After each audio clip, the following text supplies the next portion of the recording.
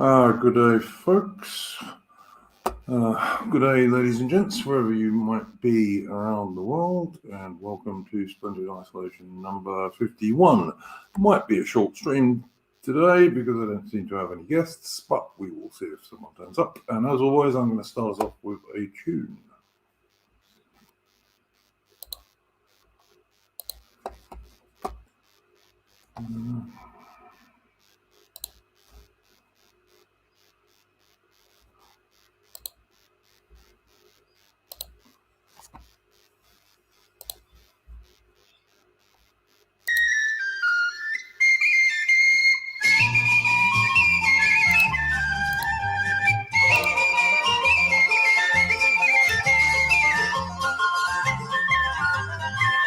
You may talk about your Lancers or your Irish Fusiliers, the Aberdeen Militias or the Queenstown Volunteers, or any other regiment that's flying for a war. Come give to me the tartan of the gallant 42, and strolling through the green fields on the summer's day, watching all the country girls a working at the hay. I really was delighted and he stole me heart to war when they saw him in the tartan of the gallant 42. Oh, I never will forget the day his regiment went past. The pipe they played a lively tune, but my heart was aghast. He turned around and smiled farewell, and then from far away he waved to me the tartan of the gallant 42, and strolling through the green field on the summer's day, watching all the country girls a working at the hay. I really was delighted, and he stole me heart to war when I saw him in the tartan of the gallant 42. Once again I heard the music of the pipers from a farm. They tramped and tramped the weary men returning from the war. And as they nearer drew, I wished the rope was here a war to see my buddy laddie in the gallant 42. He's going through the green field on the summer's day, watching all the country girls a working at the hay. I really was delighted, and he stole me heart to war when I saw him in the tartan of the gallant 42, and strolling through the green field on the summer's day, watching all the country girls a working at the hay. I really was delighted, and he stole me heart to war when I saw him in the tartan of the gallant 42.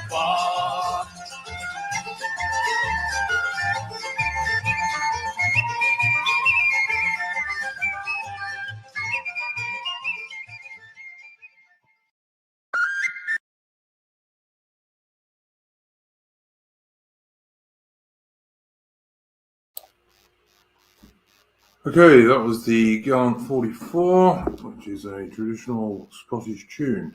As I said, people in the chat, this might be a pretty short stream because I haven't got a guest today, at least not so far. So I'm not going to sit here talking to myself for too long. Not my style. What I will do is go through just a few items from the bias brainwashing website that I've been looking at. The stuff that I noticed, particularly, were the usual sort of thing that you expect from the bias brainwashing website, really. They're going on about an Indian woman of 103 learning to read in India. I'm not quite sure why that's desperately important. They're talking about European envoys returning to Afghanistan. Syrian refugee girl receives life-saving surgery. All that sort of stuff. And then, of course, on the UK BBC website, it's overwhelmingly about the China virus and Omicron. And one of the first stories is that doctors are supporting the idea that they're going to stop doing other health checks in order to vaccinate more people. Even though last time I looked, there was about 90% of people in the UK were already vaccinated. But they're going to stop checking people for other illnesses for this reason.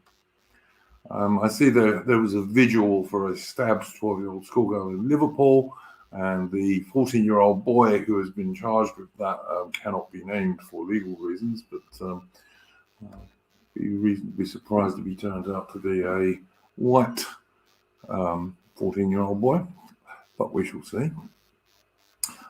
They've been talking about avian flu has been found in 6 wild birds in the Belfast area, whilst in Scotland they are going to start slaughtering hens because of bird flu in chicken populations. And another important case, obviously, is that the Scottish Ballet are doing a version of the Nutcracker that is addressing racism by basically adding in characters which are not really in the Nutcracker. There we go. What a surprise. And that's pretty much the highlights of the BBC site for this evening. Okay, as I say, this is probably going to be a really short stream tonight, guys. What I will do is I will address any questions from the chat for maybe half an hour, and then we'll call it quits. If people can't be, if I can't get people to come onto the stream, then as I say, I'm not going to sit here talking to myself for very long. So if you've got any questions in the chat, please direct them, and I will answer them. And to Lady Charlotte in the chat, I did actually watch some of the Carlisle Day stuff. I watched the interview with Curtis Yarvin that AA did, which I suppose was interesting. It wasn't very long. Yarvin struck me as a bit low energy in that interview, to be honest with you. Maybe he was just tired. I mean, the guy has recently lost his wife, so there's that. But there was some other good stuff that was made. Apostolic Majesty made a very good stream on Carlisle as a historian, which I would suggest people go and watch. So there's that stuff. Yeah, Max Ernst, the return of budgie flu indeed. I mean, the way they're going on about this Omicron thing, even the scientists who discovered it in Southern Africa never said it was particularly dangerous. It's just another excuse for them to ramp up this crap, It's about all it is. It's just an excuse for them to do that. Meanwhile, Australia continues to have enormous demonstrations every weekend in Melbourne and Sydney over the forced lockdowns, etc. And everything, if you read like the BBC, it's fairly obvious that they are ramping up this stuff to introduce more restrictions as time goes on. So, we'll see what happens with that one.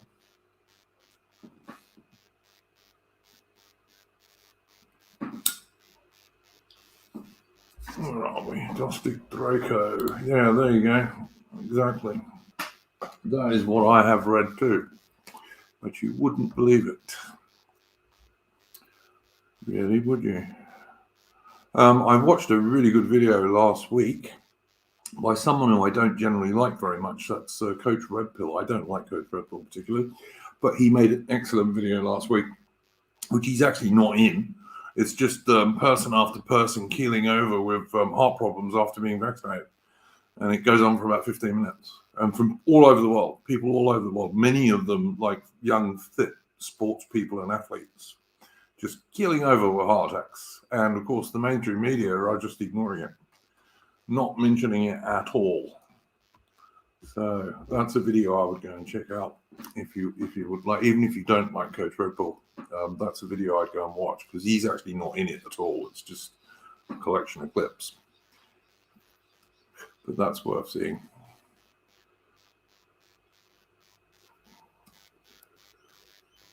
Old-fashioned prices for books. Yes, I remember old-fashioned prices for books. I also remember when I used to be allowed to go into second-hand bookshops, which I'm not even allowed to go into now. I can only go into supermarkets, chemists, and bottle stores. Officially, anyway.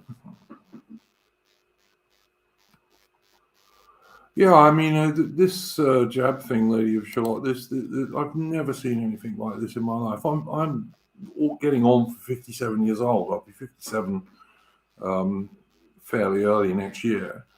And I've never seen anything even remotely like this being done in lockstep all around the world, let alone for something that is so basically not all that dangerous. It's just crazy.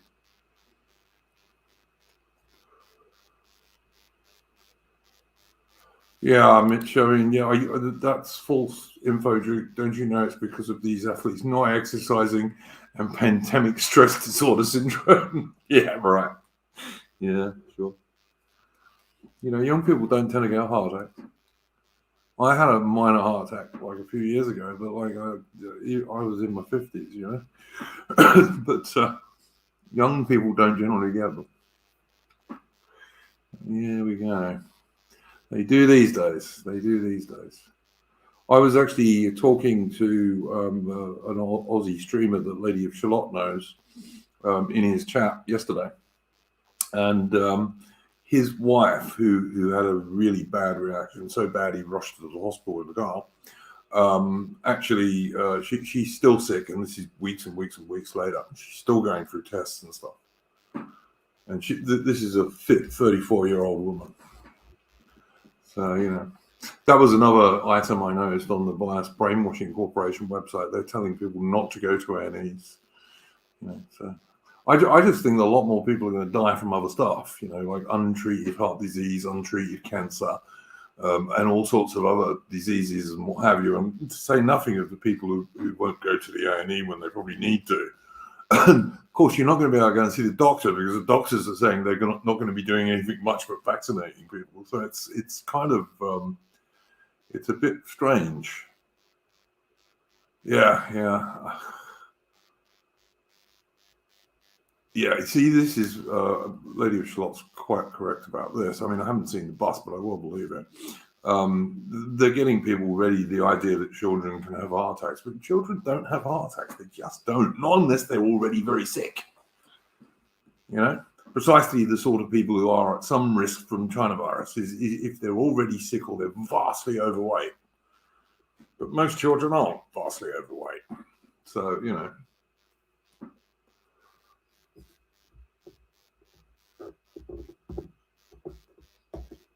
Yeah, it's. I mean, I'm not going to make a stream just about this subject because I go on about it every bloody week. But you kind of have to. How have things been in Australia over the past week? Asked Doxastic Draco.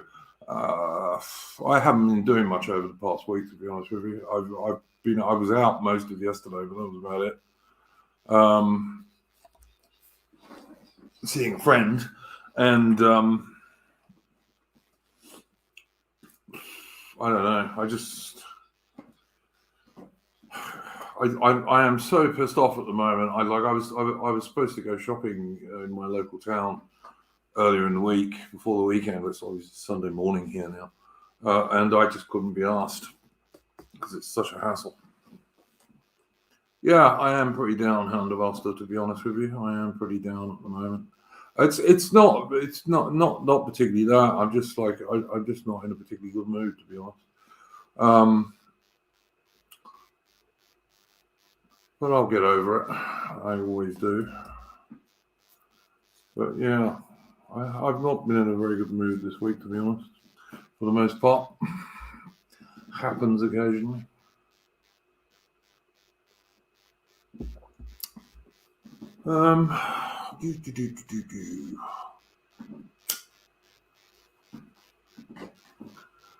Oh yeah, there is one more bit of the Carlisle Day thing that I probably will go up and check on at some point, which was Lambda Stream, and the main reason I'm going to go and watch that is because Dave the Distributorist is on it, apparently, who I like, so I will probably go and check that one out when I finish this, which will not be very long from now, I don't think.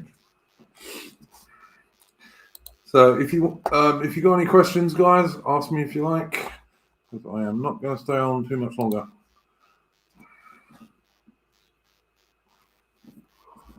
Oh, I'm either in shoots. I'm not going to surrender, I can assure you. I will take their damned experimental vaccine if like 5 or 6 guys hold me down and force it into me. It's about the only way I'll ever take their vaccine. But I am going to have to work out how I can buy shoes and clothing and so on shortly, because at the moment I'm not supposed to go into shoes and clothing shops. So we'll see. But I'm certainly not intending to surrender to them at all. I mean, I don't even wear a mask these days at all. So we will see what happens with that one. Max Ernst, who was I don't know who's on with. The thing is, Max, I never know who's going to be on with me until about 5 minutes before the show, because like I do it from my Discord, and I send out links to the people who most often show up, and then I ask anyone else on the Discord. And it's only a very small Discord; there's only 20 people on it, and then I ask anyone else who wants to come on. And obviously, you can't force people to come on. And I knew, for example, I wasn't going to get Atomman tonight because he told me, but nobody else did, because they never do.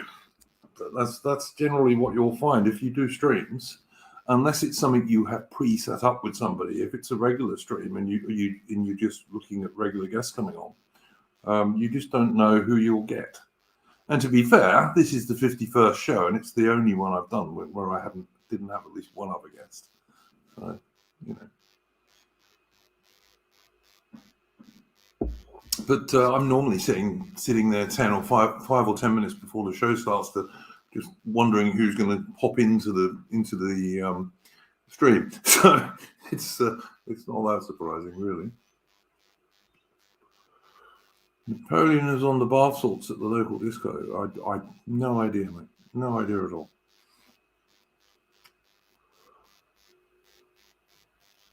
Are you going to review the book Splendid Isolation on a stream? Yes, Steve, that is the whole... Well, I mean, it's not the whole point, but the reason this show is called Splendid Isolation is because it was kind of inspired by that book. And yes, there are at least 3 other people who are reading that book. And when they've told me they've read it, we will do a stream about it. But obviously, we can't do that until the other 3 people have finished reading it. And, people are working, and this time of year particularly, people are getting ready for Christmas with families and all this kind of stuff. So it'll happen when it happens. We're also going to be doing a stream on Jonathan Bowden, and I have been in touch with Eddie Butler, who knew Jonathan Bowden for a long time personally, and he's said that he's not against doing a stream on Bowden. So hopefully when we do our Bowden stream, we will be able to have Eddie Butler on, who actually knew him pretty well. So that should be quite interesting, I think. And it will basically be on Bowden's life and thought, I suppose. What was the picture I showed for this stream? I always put it in the first pinned comment after the stream. But just for you, Max Ernest, it's the Royal Navy battleship HMS Sultan. The picture's from about 1885. It shows officers and sailors, obviously. And in the background there, you'll see an early torpedo. Not that early, because actually the Royal Navy fired a torpedo in action in the late 1860s. So they've been around for a while, but it's still a pretty early torpedo. In fact, you can see it's pointed, whereas later torpedoes had rounded tops, whatever you want to call it.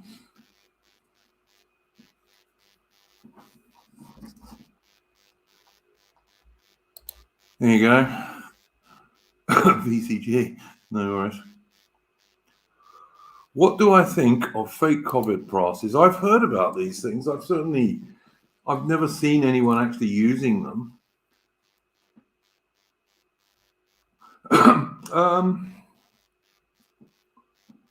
Who wrote Splendid Isolation? Lee Ham. Splendid Isolation was written by a bloke called John Charmley. 2009, I think, is the publication date. And it's Splendid Isolation, British Foreign Policy, 1874-1914 is the full title. And you can easily find it online as a PDF or something like that. What do I think about fake COVID passes?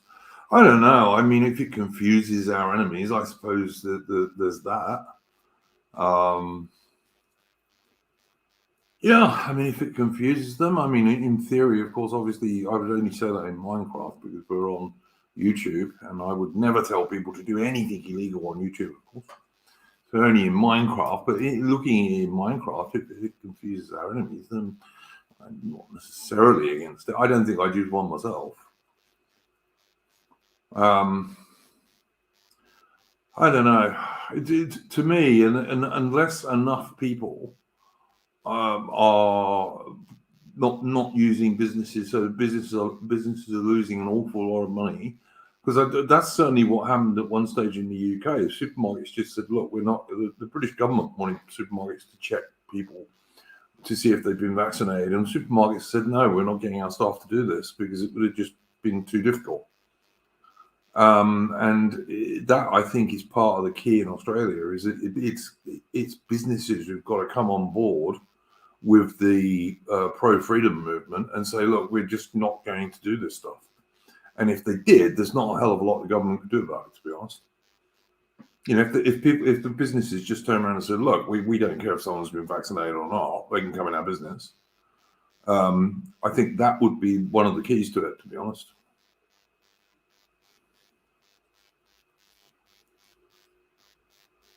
That is the book, Dave Burgesson, yes. As I say, its title, I think it's got two titles. When it was originally published, it was Splendid Isolation, British Foreign Policy, 1874-1914. I think the second edition was then slightly changed to Splendid Isolation, Britain, the Balance and Power and the Origin of the First World War, because that's a slightly more sexy title. That's what I think. I mean, look at Tricky Who says Sharpie markers ruin their stupid QR codes. I can't use a QR code anyway because I don't have a phone. I don't have a mobile phone of any description, so I can't use a QR code if I wanted to. A code. I just, what are they going to do? So you've got to buy a phone so you can use a QR code. It's nonsense. Good day, Mango. Nice to see you back. We're all pretty fine. This is going to be a short stream this evening because I'm on my own. Everyone is busy, probably because we're in the run-up to Christmas, etc. Oh, the other thing that's going to happen on this channel, by the way, is that, look, the channel was originally started by me, Ataman, and Sojourner. And to fit in with everybody, at some stage over Christmas and New Year, we're going to release a special, which is going to be a recorded show with just Adam and Sojourner and myself having a chat about what's gone on over the last year, basically, since we started this channel off. The channel is growing, I'm happy to say. Don't forget, guys, if you're in the chat, please hit the like button and also subscribe, please. But yeah, so we're going to do a special, which will probably just be Sojourner, Adam, and me narrowing for an hour or something at some stage, and I'll release it, I don't know, around Christmas, New Year time at some point. So stuff is going to happen. We have got several things lined up. I will also have another Old Commonwealth stream in the early New Year, I hope, which will look at stuff specifically in Australia and Canada and possibly New Zealand, if I can find a New Zealand guy who would like to stream, which I can't at the moment. So we'll see how that one goes.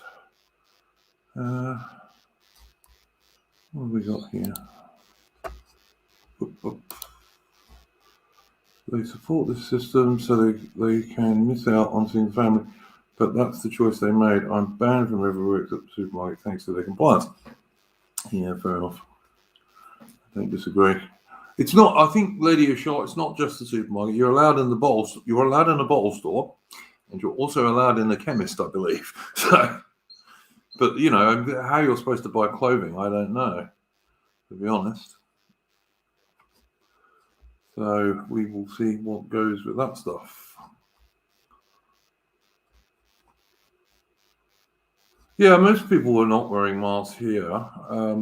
Some are, but less than used to be. But you still see people, you'll see a single person in a car wearing a mask in the car. It's just absolute insanity to me. People are brain dead.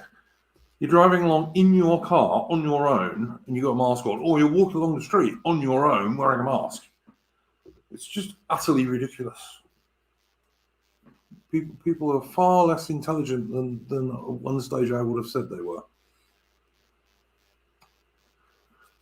Yeah, I remember you saying that, Lady of Shalott.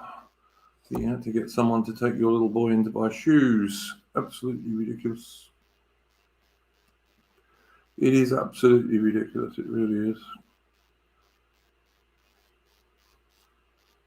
Yeah, it's just a sign of compliance at this stage. If you see someone wearing a mask, it's just, that's a moron, basically. I mean, I could possibly understand it if it was like some desperately old person or something like that, but not if it's like reasonably young people. It's just absolutely crazy. But I mean, as I said, I had a mild heart attack a few years ago, and that even if I wasn't anti this vaccine anyway, that would be sufficient to stop me taking it. Because I'd be far more likely to keel over from a heart attack from the vaccine than I would be from the China virus, which I'm not in the least worried about. I've never known anyone who's even had it, personally, not one person. I mean, I know people online who said they've probably had it at some stage, but in real life, I have never met one single person who's actually had the China virus. Not saying it's not real, I'm sure it is, but I don't think it's all that common. And it doesn't, unless you're, the vast majority of people who died from COVID have been over 80 years old. And the average lifespan in the UK, for example, is 78 for blokes and about 83 for women. And the vast majority of people who died from China virus have been over those ages. And I strongly suspect that a lot of people who have died with China virus, because you notice that's the term they use, they don't say they died of it, they say they died with it. I very strongly suspect that many of those people would have been dead within 6 months anyway of something else. I think that's quite likely.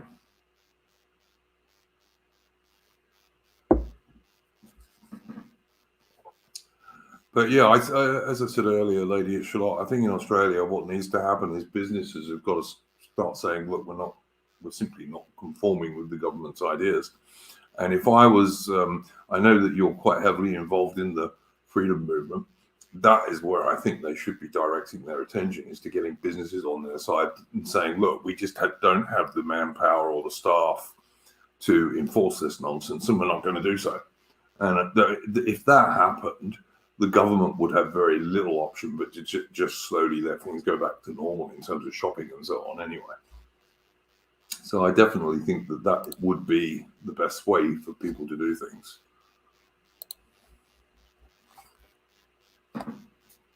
Yeah, Dave, you're quite right. And you may have noticed that the flu seems to have mysteriously disappeared over the last 2 years. I hardly hear anyone getting the flu over the last 2 years, even though the flu often kills thousands and thousands of, as you say, mostly elderly people. But it's mysteriously disappeared now. I wonder why.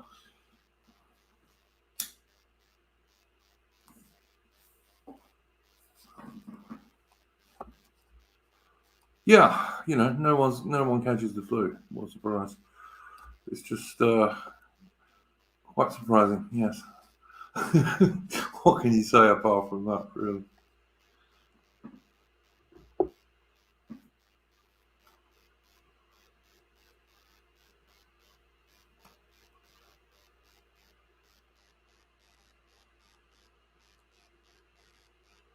Yeah, I mean that's what I think, Lady Shalott. You've got to get this going forward, and the trouble is that mass peaceful protests don't often get us anywhere. And I think the way to translate that energy into something is you've got to get businesses on your side saying, look, we're just not going to comply with these things. And they got the perfect excuse. They can say they haven't got enough manpower. You know, their staff have got to do other things rather than enforce government edicts that are just losing them money. And I mean, they are definitely losing people money because not everyone is vaccinated.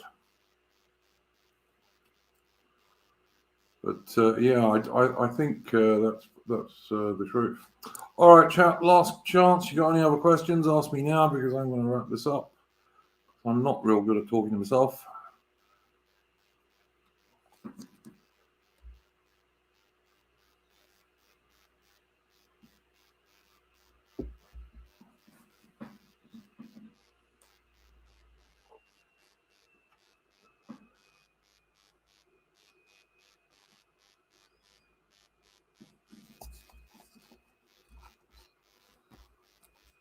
I think, Max Ernst, that yeah, there's definitely a correlation between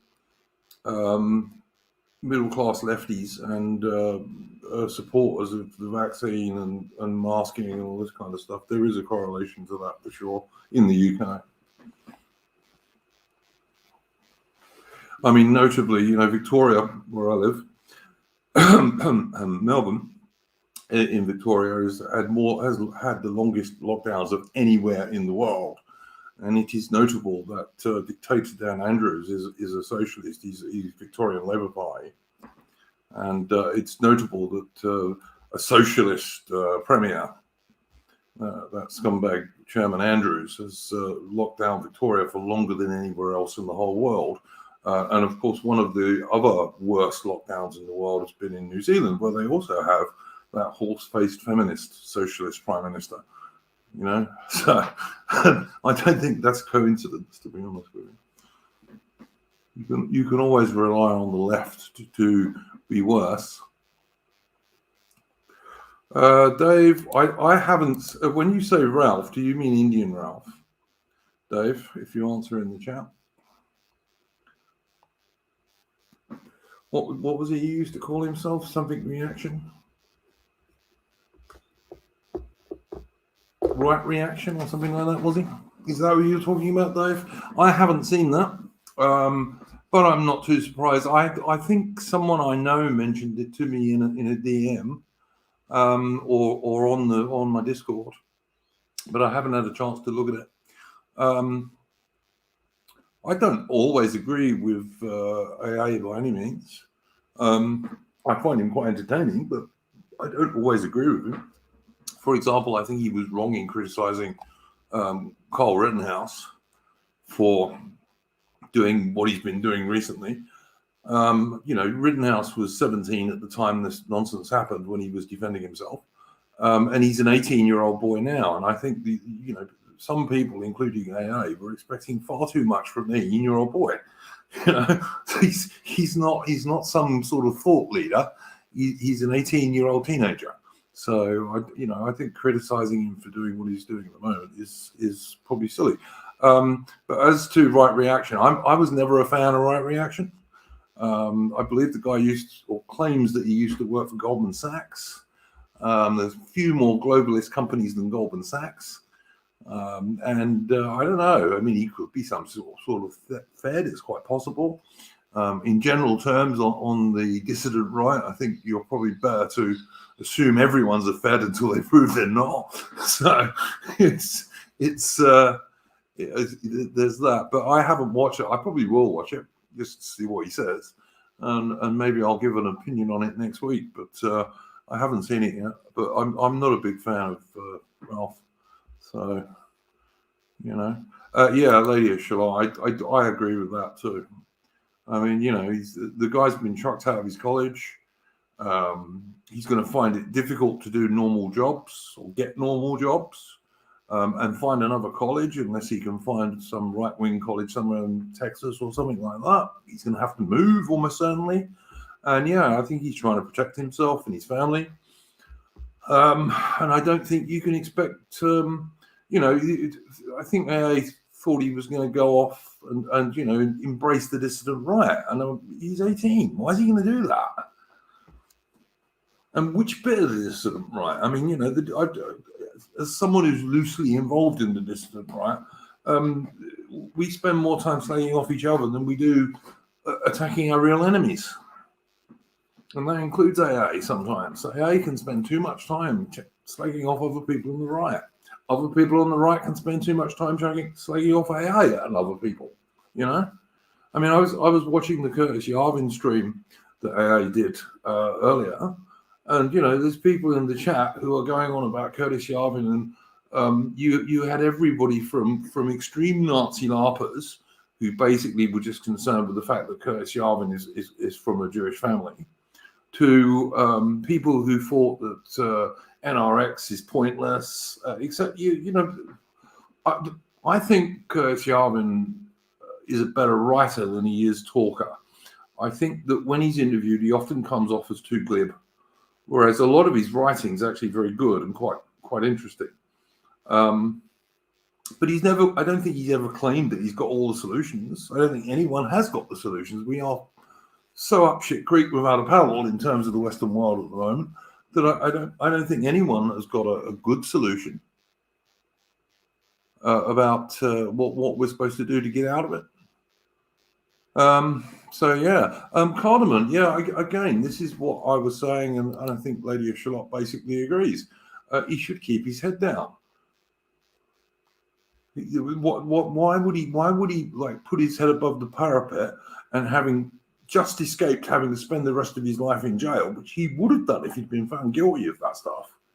He would have spent the rest of his life in jail at 18, and having managed rightly to get a not guilty verdict on that, to expect him to make some sort of political leadership moves is absolute nonsense. He's not going to do that. And also, he's only 18.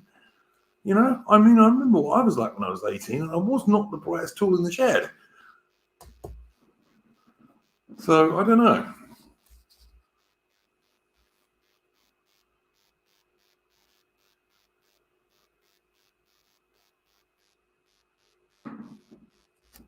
What am I looking at here in the chat?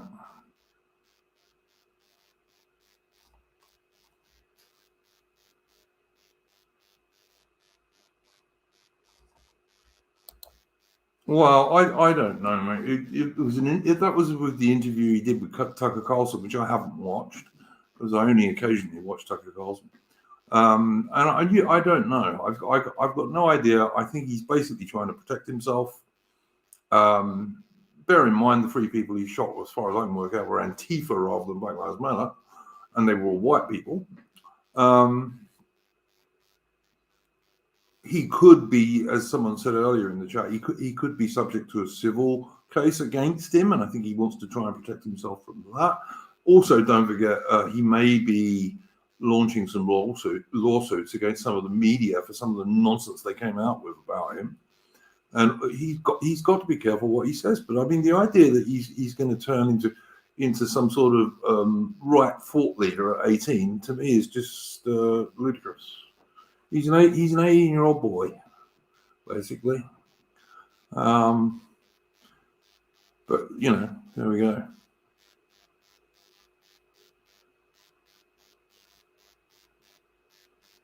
I don't know.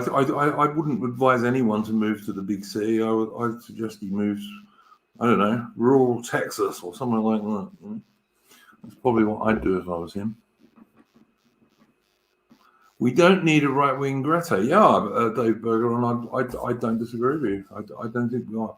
We certainly don't need a right-wing Greta, for sure. But Lady of Shalott suggesting Florida is where he should go. Yeah, Florida, Texas, one of those red states in America is definitely where he should go. Well, easier to get lost in a big city, maybe. I don't know. I just think the big cities are pretty poisonous for anyone on the right these days, to be honest. I really do. I think anyone who can get out of a big city should do so, frankly. And that doesn't matter where you are in the world. I think if you're in Australia or the UK or United States, Canada, or wherever, I think if you live in a big city and you don't get out, I think you're foolish at the moment, for sure. What am I looking at here? What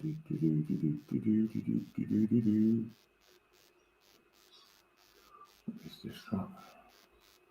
Oh, right. Sorry, someone just sent me something really horrible on the Discord. Really unpleasant. But, yeah, okay.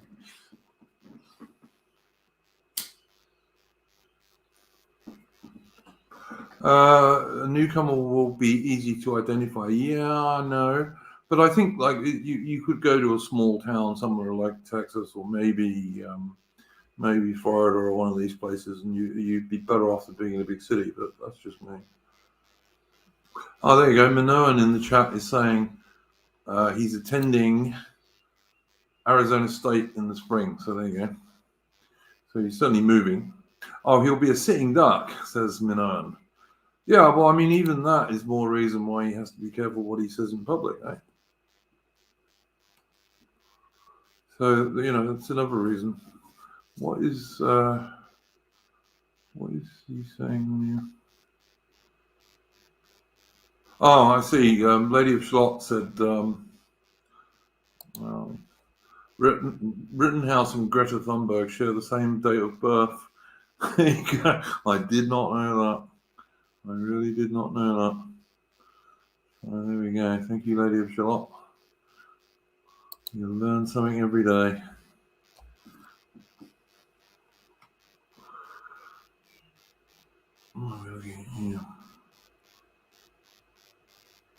Even in Eastern Europe, this is from Cardamom.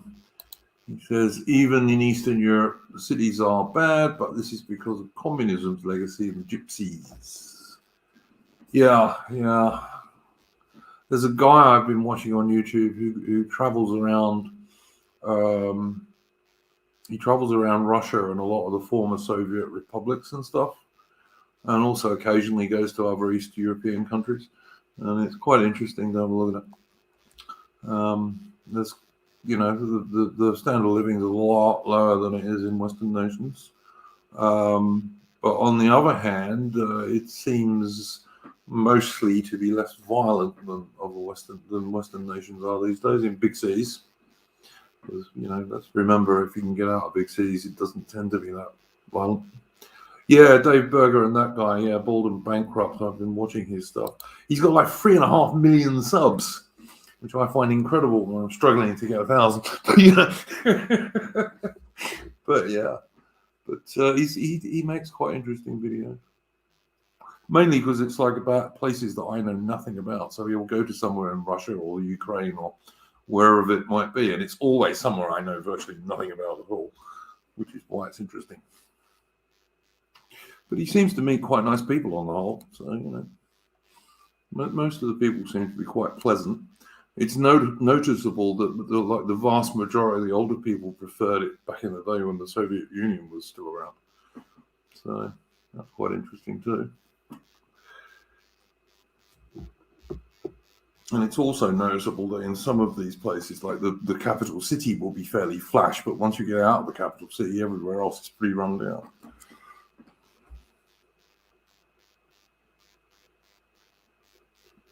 Yeah, I suspect he's very rich, actually.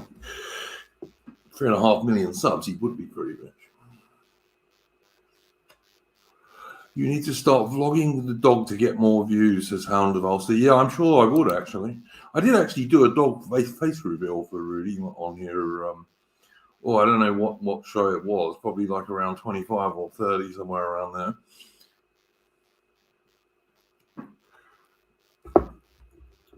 Hardeman is saying that's true. You won't get murdered in an East European city like in the West. Yeah, I said at the start of the stream that, when I was looking at the Bias Brainwashing Corporation website, one of the news items in the UK is this poor little 12-year-old schoolgirl who was stabbed to death. And they've arrested 3 teenage boys, although 2 of them have been released on conditional bail. But one of them is being held, who is 14 and also charged with carrying a knife or whatever it was. And they're not allowed to say his name, of course, because he's 14. But I would be quite surprised if he's Anglo-Celtic, shall we say. Because most Anglo-Celtic 14-year-olds do not go around with knives. And don't stab 12-year-old girls either, but there we go. But yeah, I definitely, from watching some shows that are set, like streamers and people set in Eastern Europe, it does seem to be rather safer for the most part.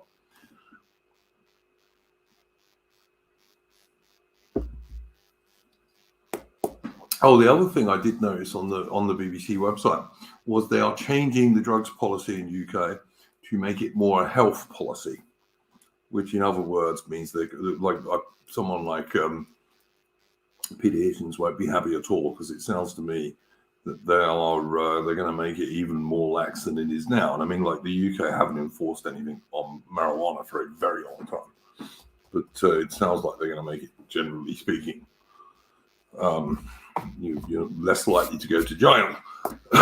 Now, if you were cynical, you might say that that's possibly because a great many of the people who are involved in the drug stuff in the UK are not Anglo-Celtic, so you might think it had something to do with that. London smells of weed for more than a decade. Yeah. I mean, to be fair, like in Australia, it's not difficult to get. It's not legalized, but it's not difficult to get. And if you get caught with a small amount, they're not going to do much to you anyway. So they might as well legalize it in some respects.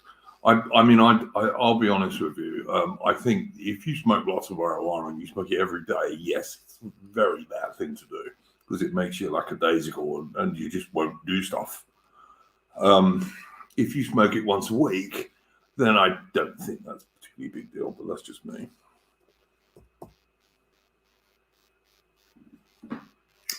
Yeah, I don't even know what that stuff is, Dostik Draco. I don't keep up with all this stuff.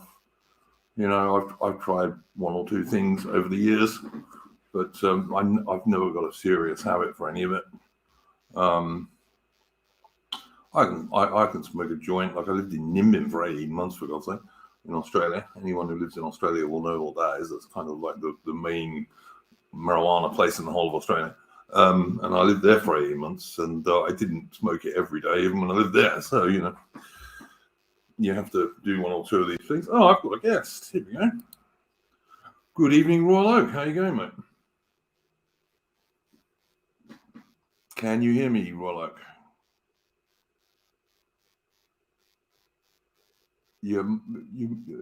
Hello?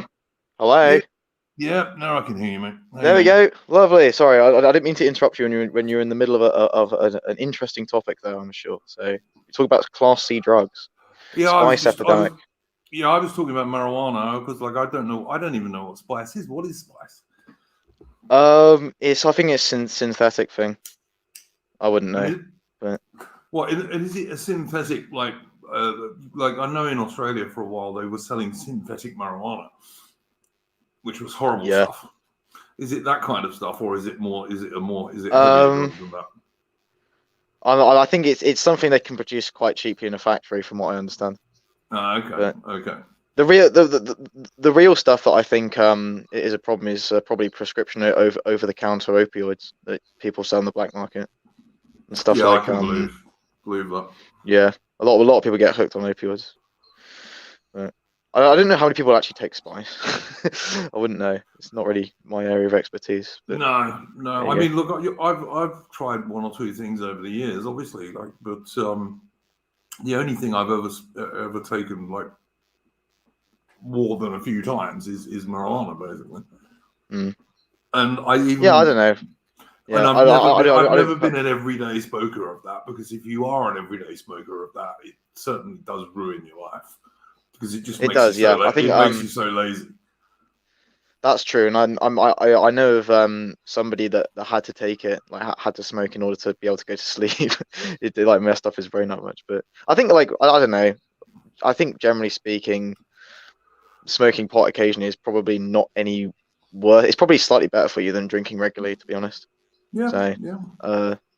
I don't know. That seems to be what the majority of scientific sources say. But obviously, don't do anything illegal at home. Well, if you do, don't blame me. Yeah, so. No, we do not support doing anything illegal ever. Yeah, Cardamon's saying it's synthetic cannabis. Yeah, I've tried that stuff. I tried it when I was in Australia, and it was horrible stuff. really horrible. I just tried it out of like interest, really, but not nice.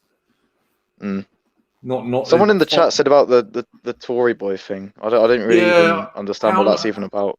Yeah, Hound of Ulster. Listen, I had Royal Oak on this. I've had Royal Oak on this stream from, I don't know. I'm not sure if he was on the first 4, but he was certainly from about 5 or 6. He's been a guest on this show. So, like for a long time. We're on 51 now. So, and I do not hold with AA's attitude on Tory boys. I think there are a couple of people who AA criticizes and calls Tory boys who probably deserve it. But most of the people associated with that are certainly not Tory boys. I mean, I know for a fact Royal Oak is not a supporter of the Conservative Party, so the current one. I mean. Well, I don't know. I haven't made any content in like 4 months, and I still just randomly get mentioned on AA streams apparently. So, yeah. You haven't been on here for quite a while, have you? No, well, I've been busy. So, yeah, no, you've girlfriends and social life and all this, which obviously takes priority, which is fair enough. Yeah. Okay, so what we talk. The only reason I use the Tory boy thing, I put it on my Twitter, but is there's a multitude of reasons. That there was this like random like woman who was like 15 years older than me who tried to have sex with me, and she called me a Tory boy. So okay, that's why I have it on my Twitter. That's why I'm a Tory boy. So, that's okay. Trying to be picked up by milfs, eh? Milfs, yeah, milf sugar. Absolutely. Hound of Ulster, I disagreed with Royal Oak with that take about the England team, and we both made videos about it, and we agreed to disagree in the end. So there you go. I'm gonna level with you. Like I made that knowing it would get a load of fucking views. I knew that like loads of people would get absolutely. To be honest, I don't really care if people support the England team or not. Like I was kind of neutral on it. I did watch it just because I like the jingoism and like. Just because I like football. I don't particularly care if people. To be honest, I was kind of on the fence about it. It's just because I knew that like AA and Morgoth and people would actually discuss it. So I got 2,100 views. I made something like £6.50 off it or something, and a load of subscriptions. So I made two streams on that, and I think one of them is still the most watched stream I've done. So yes, I see your point. You're welcome. Yeah, it's amazing. You gotta go on about football, and everyone will go and watch it.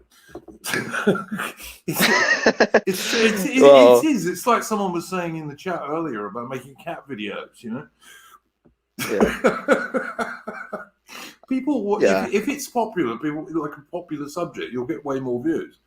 Because this is a political show, there's only so many people who are interested in politics. So, or it's mostly. It got 1,000 views. It got 1,000 views in like 10 hours or something.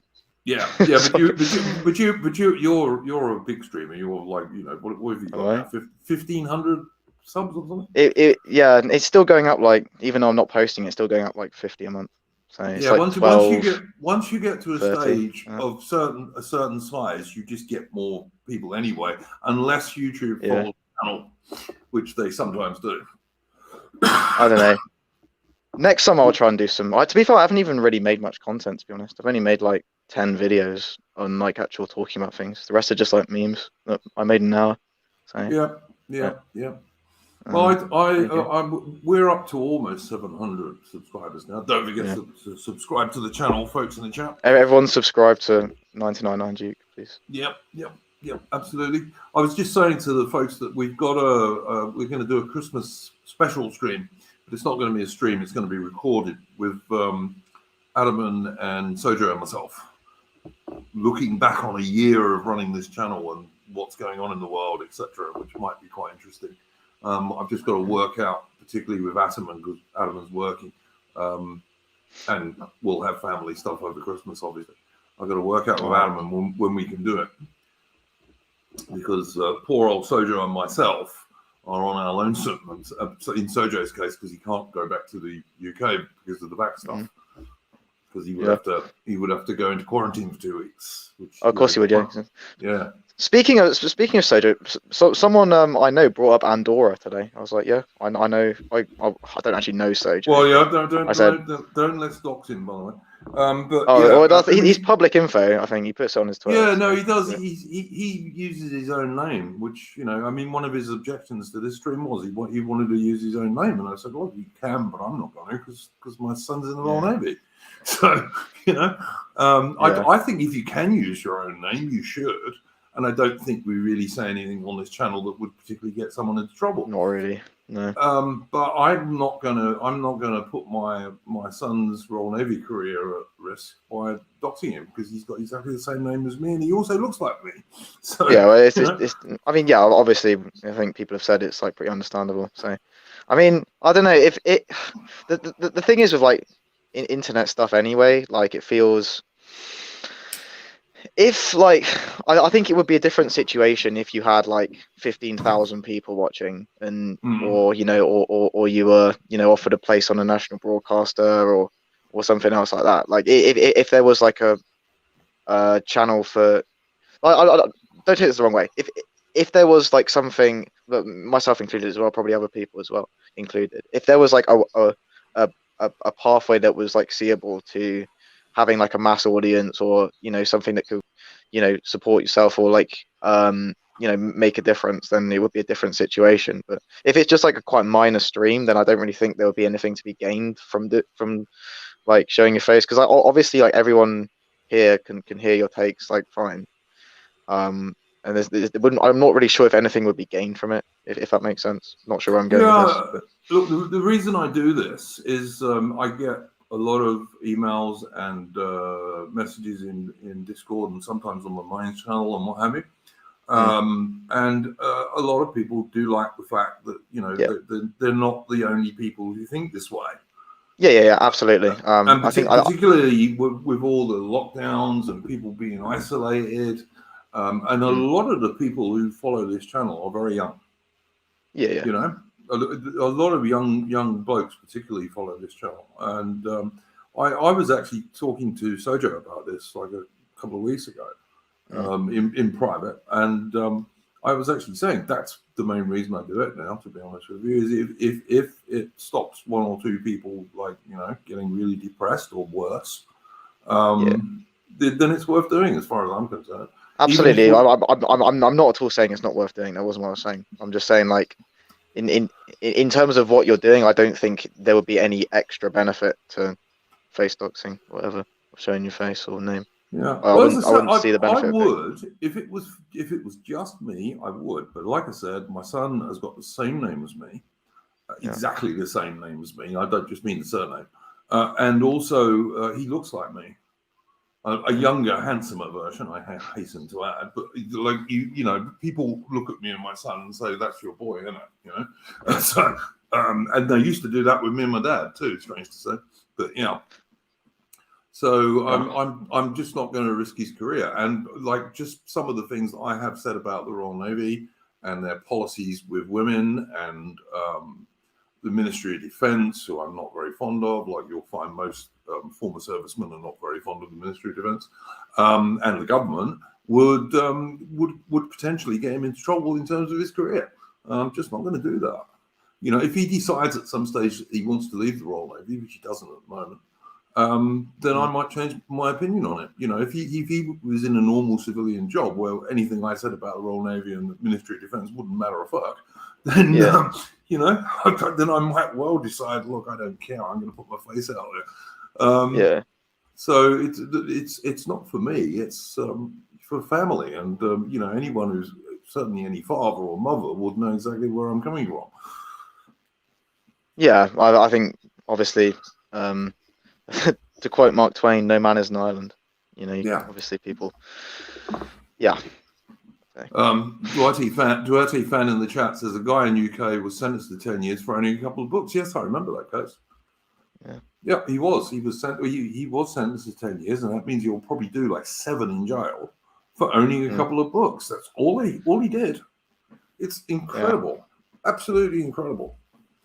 So I heard you earlier. You were talking about Mr. Ralph. I'm not really kept up to date with this kind of stuff. But Mm. a few days ago, I met this guy in the pub who watches Speaker's Corner. I was like, oh yeah, do you know Ralph? And he's like, what, the Indian one? I was like, Mhm. yeah. Yeah. I said, yeah, I know him. He's like, wait, you know him as in you watch his videos, or you know him as in you know him? I was like, yeah, I used to have a call with him once a month.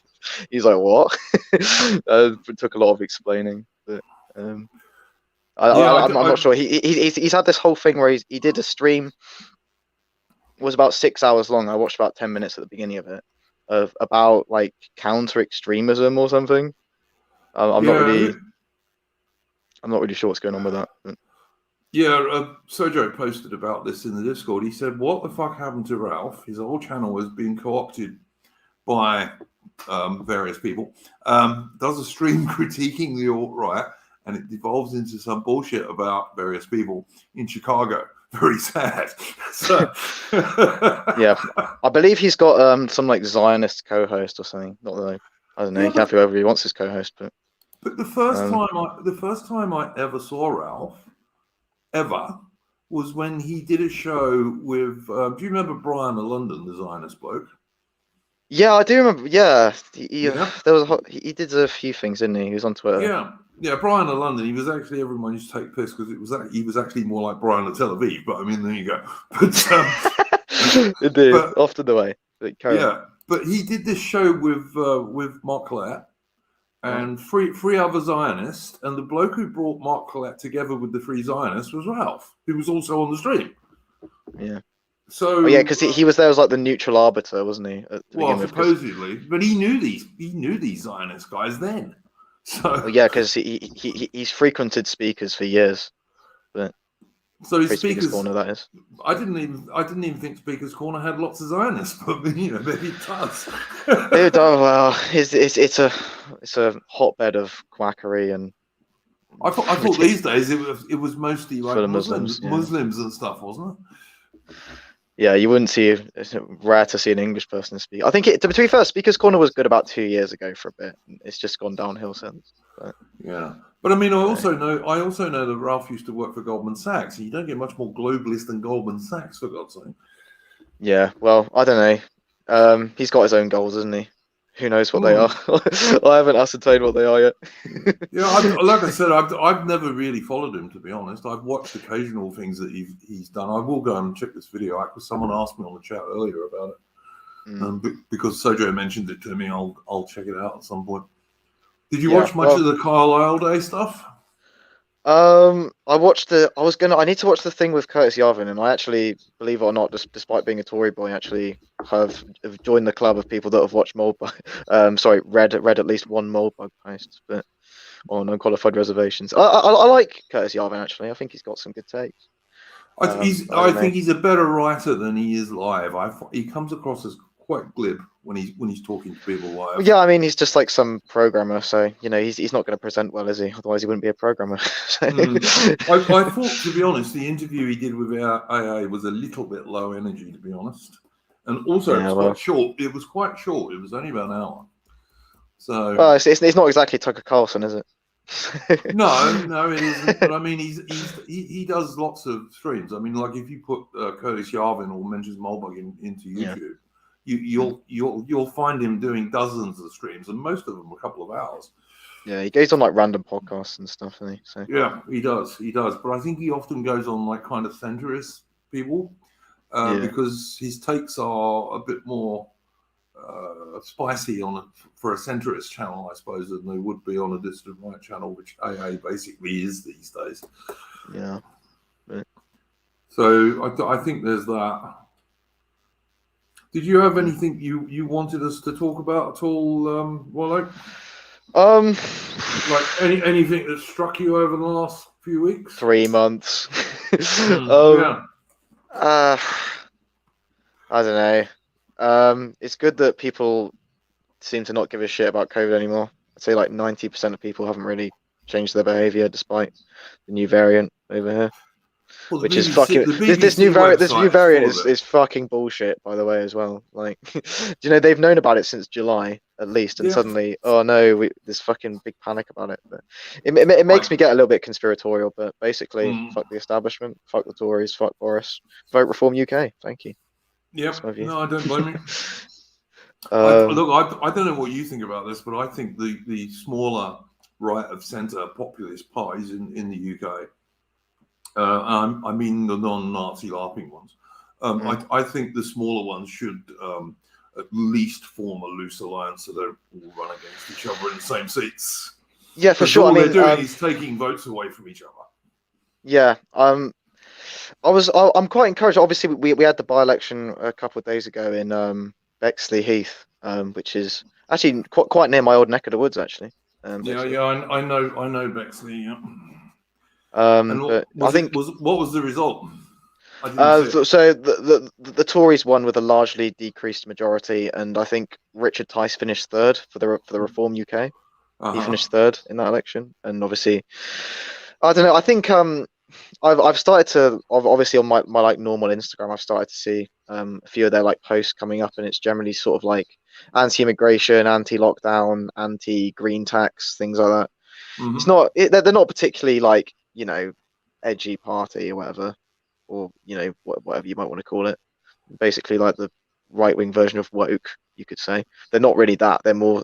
I think they're sort of pitching to a more like centre-right conservative audience, it seems. Centre-right conservative audience that's more like lockdown skeptic or whatever. They're not really. I'm not. That's kind of the audience they're pitching to. But I don't know. If they can pick up, they're starting to poll fairly well. They were polling about 2 or 3%. They're polling up about, I think, 6 or 7% now. Which is, I don't know. They sort of need to. I think like the third of people that voted for the Brexit Party in 2019 in the Euro elections, I think if they can, I don't know, they need to like pretty much get all of that if they want to like start to challenge for actual seats. I think potentially, with all that's going on in the Red Wall up north, I think those places won't vote Labour again. But they don't like the Tories at all. Well, If you can't if you blame look them at at the opinion poll, moment. well, yeah, obviously, yeah, at the moment you can't blame them. But I think there's potential for him to try and pick up those seats. I think his messaging is very good, but I don't know. They're just lacking a big figure, aren't they? But not Nigel's kind of like kind of edging. He's coming back. I actually don't like Farage that much. I don't really agree with him on economic policy. I think well, it's not that I don't like him. It's I think he's not the ideal figure. I don't agree with him on economic policy. I think like Thatcherite economic policies aren't going to win people. Who you need to win. What you really need to win is like the white working class, like in the Yep, north, yep, and sure. in I think obviously your part of the world as well, like Millwall, basically everywhere on the DLR, like that kind of like Jesus. white work, It's not Dagenham. my that's not my part of the world these days, but it hasn't been for a very, very long time. Well, what was originally your part of the world? I don't think they'd win in my part of the world, which is full of 40, Indian 40 people. years ago. But Jesus. so More than 40 years ago, actually. My father moved out to Sussex, mate. So, so yeah, a long, long time ago, that was my part of the world. But I would just say, look, I mean, I saw Peter Will put out a video, which I haven't watched, but I saw the thumbnail, where he's saying that Britain needs a cultural version of UKIP to force the Conservatives to the right. I mean, I kind of agree with him. I I think kind of agree. in terms of cultural things, that I think that's obviously what Lawrence Fox came out and said he wanted to do. Lawrence Fox came out and said he wanted to do a cultural version of UK. But I Hmm. think that like it's difficult. I mean, it would be correct to say like there has been like a broad. Obviously, this is correct.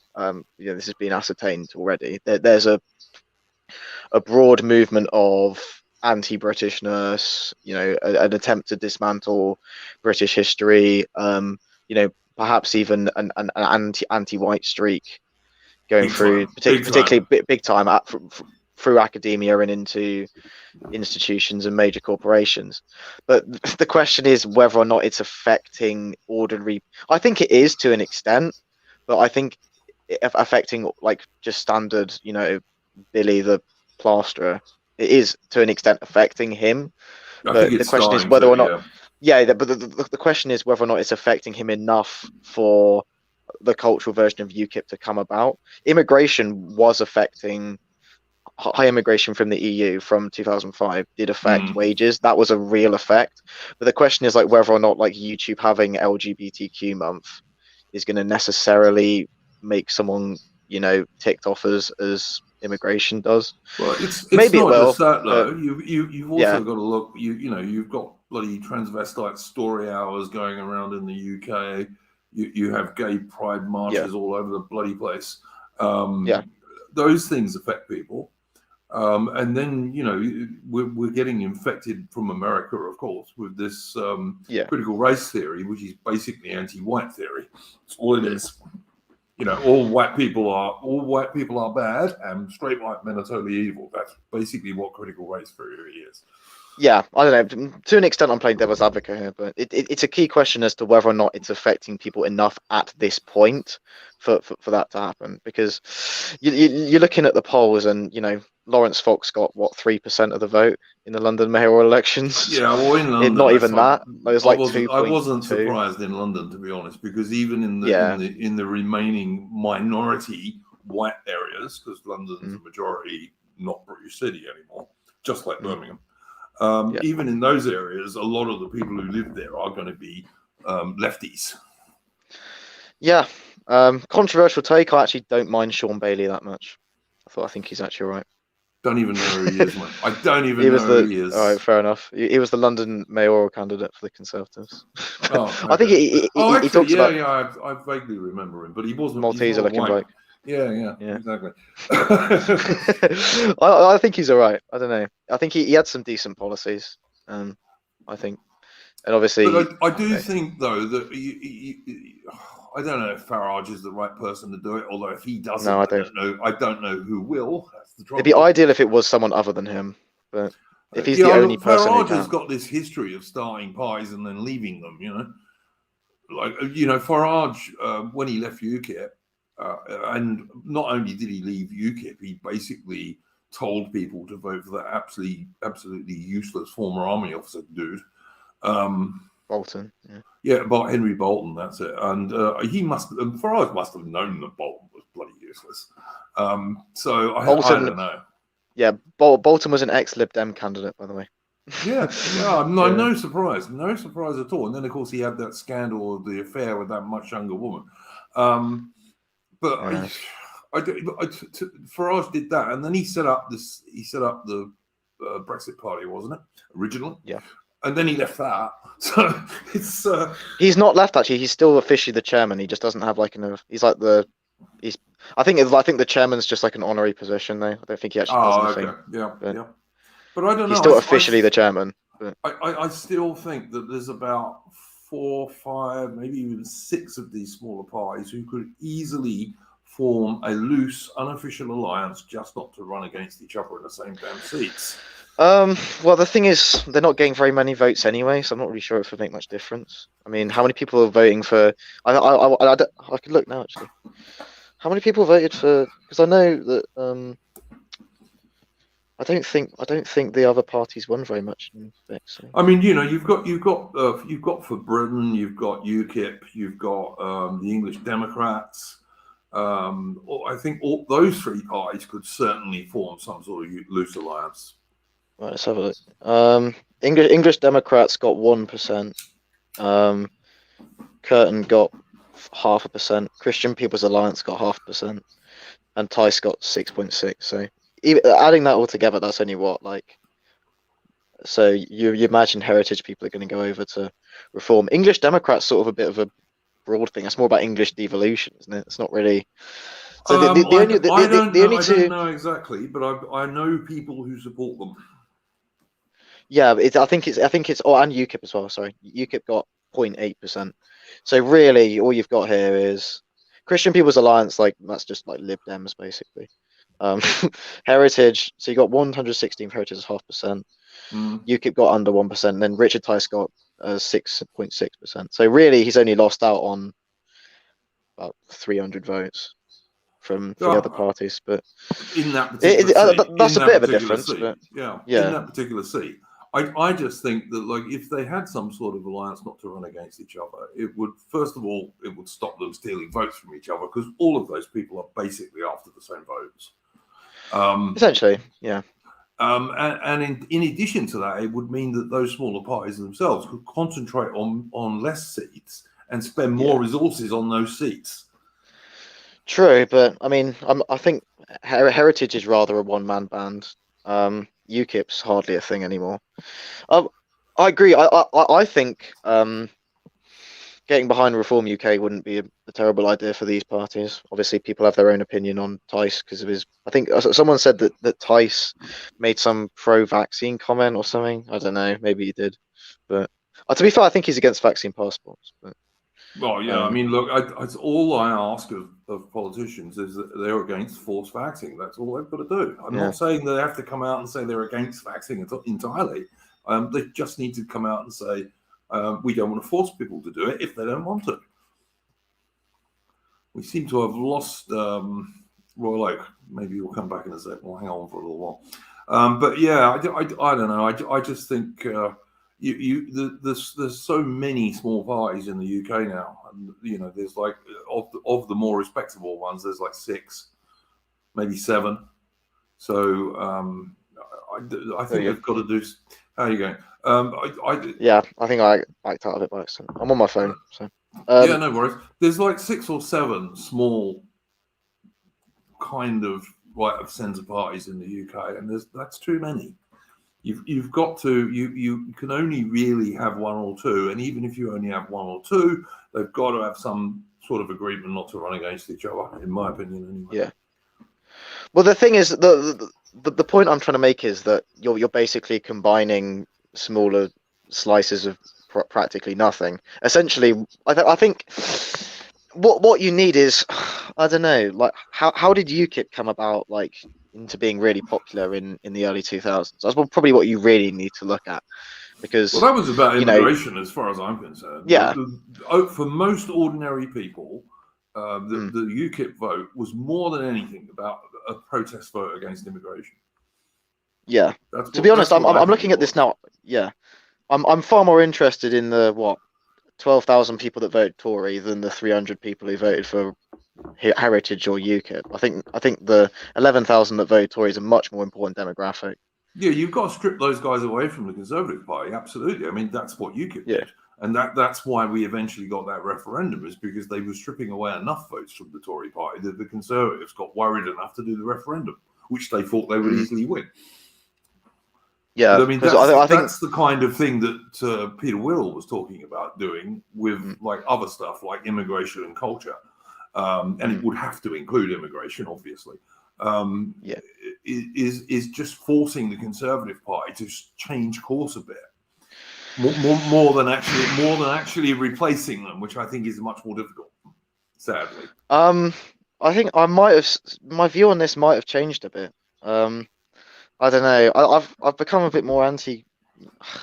I think that the Conservatives are very good at getting elected. Obviously, I think I've discussed this before on these streams. They're very good at getting elected. That they've had. Oh, we can go through the stats again, but people who've watched the stream already know that. But they're very good at getting elected. But the question is, like, I think to an extent they've always, instead of trying to push things to a more conservative direction, they've been more willing to push things more towards a liberal direction because of the people that are like senior within that party. So if anything, they've been a net negative for culture rather than. So they're willing to follow, but they're only willing to follow culture so far, if that makes sense. So if public opinion is saying we need to get net migration to 50,000, then they'll say, oh, we'll do 150,000, or they'll do some compromise that's half-assed. Is what I'm trying to say. Is they'll follow society, but only so far. Yeah. Is what I'm trying to say. So but, I mean, my general view is now. But you want to replace them. Yeah, no, listen. Well, ideally, I agree with you, but I mean, I'm a bit like Peter Hitchens, who actually told people not to vote Labour years ago. That's when he stopped doing anything about modern politics because people just took their notice. So, well, he told people he sort of encouraged people to vote UKIP. Yeah, but they didn't in sufficient numbers. No. So I don't know. I think maybe those former rep wall places in the north of England and the Midlands of England and Wales might make some difference, because those people might be open to a new party, perhaps. Yeah. Because I as you don't. say, I I do don't. I agree don't with think. you. I don't think they're going to go back to Labour very easily. I don't think it's an impossibility that we'll see 50 or 60 Reform UK seats in the next election. I No. don't think it's impossible. I think their polling even now is looking a lot better.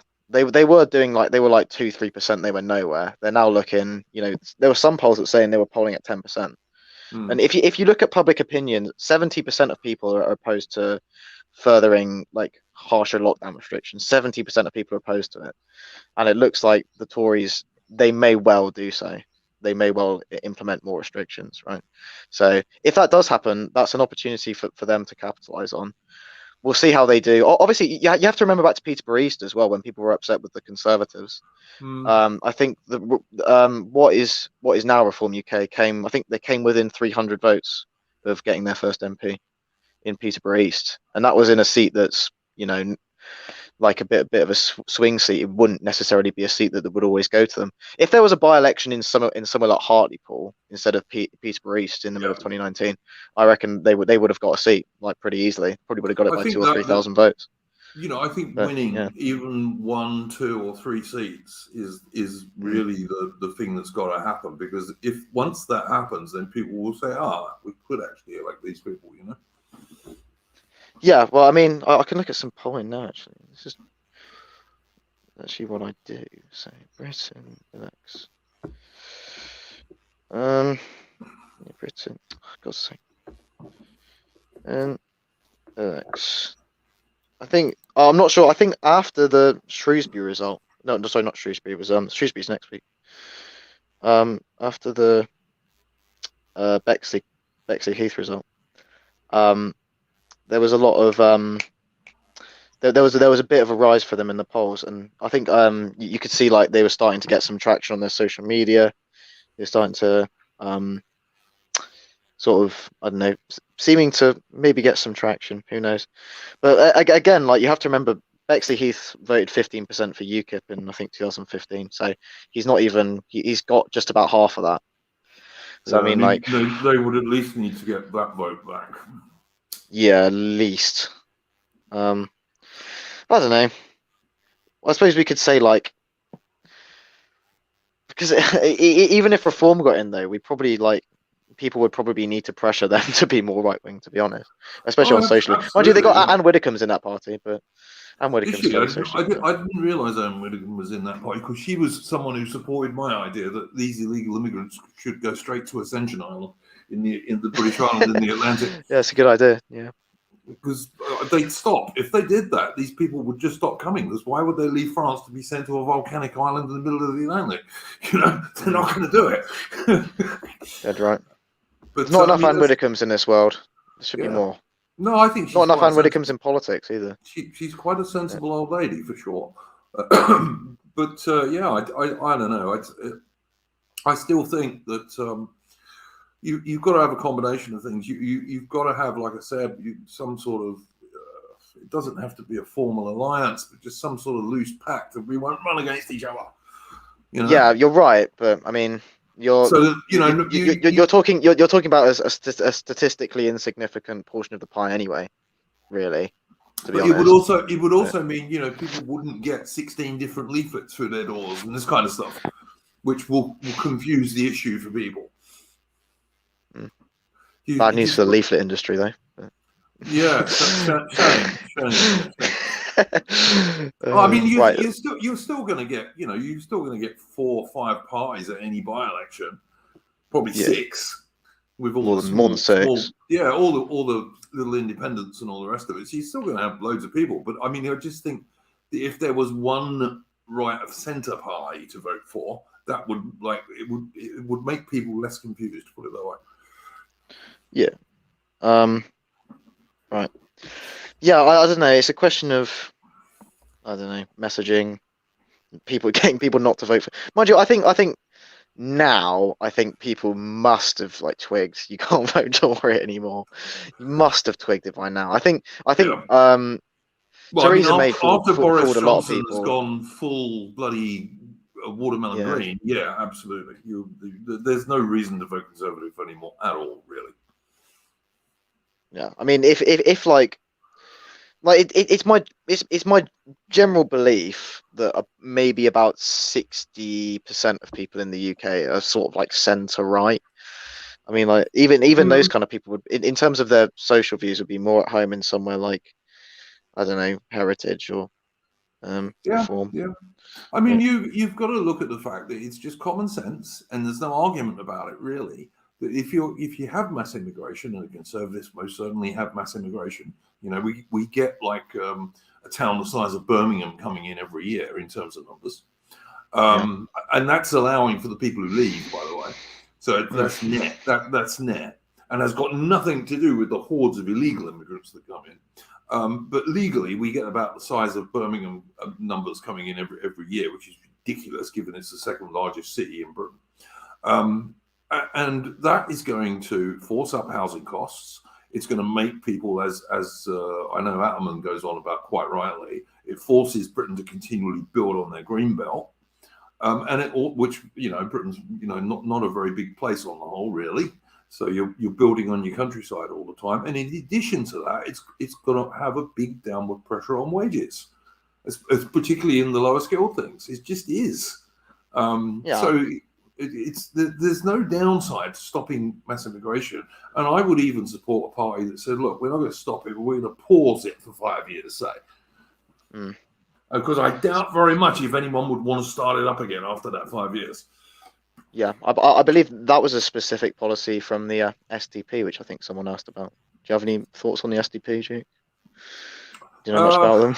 I don't, mate, to be honest with you. There are so many of these small parties. There used to be a veterans party in the UK, and then that mixed in with some other party. And there are so many of them. I don't keep up with all of them, to be honest with you. I have some people who follow me who are for Britain. I know No people thanks.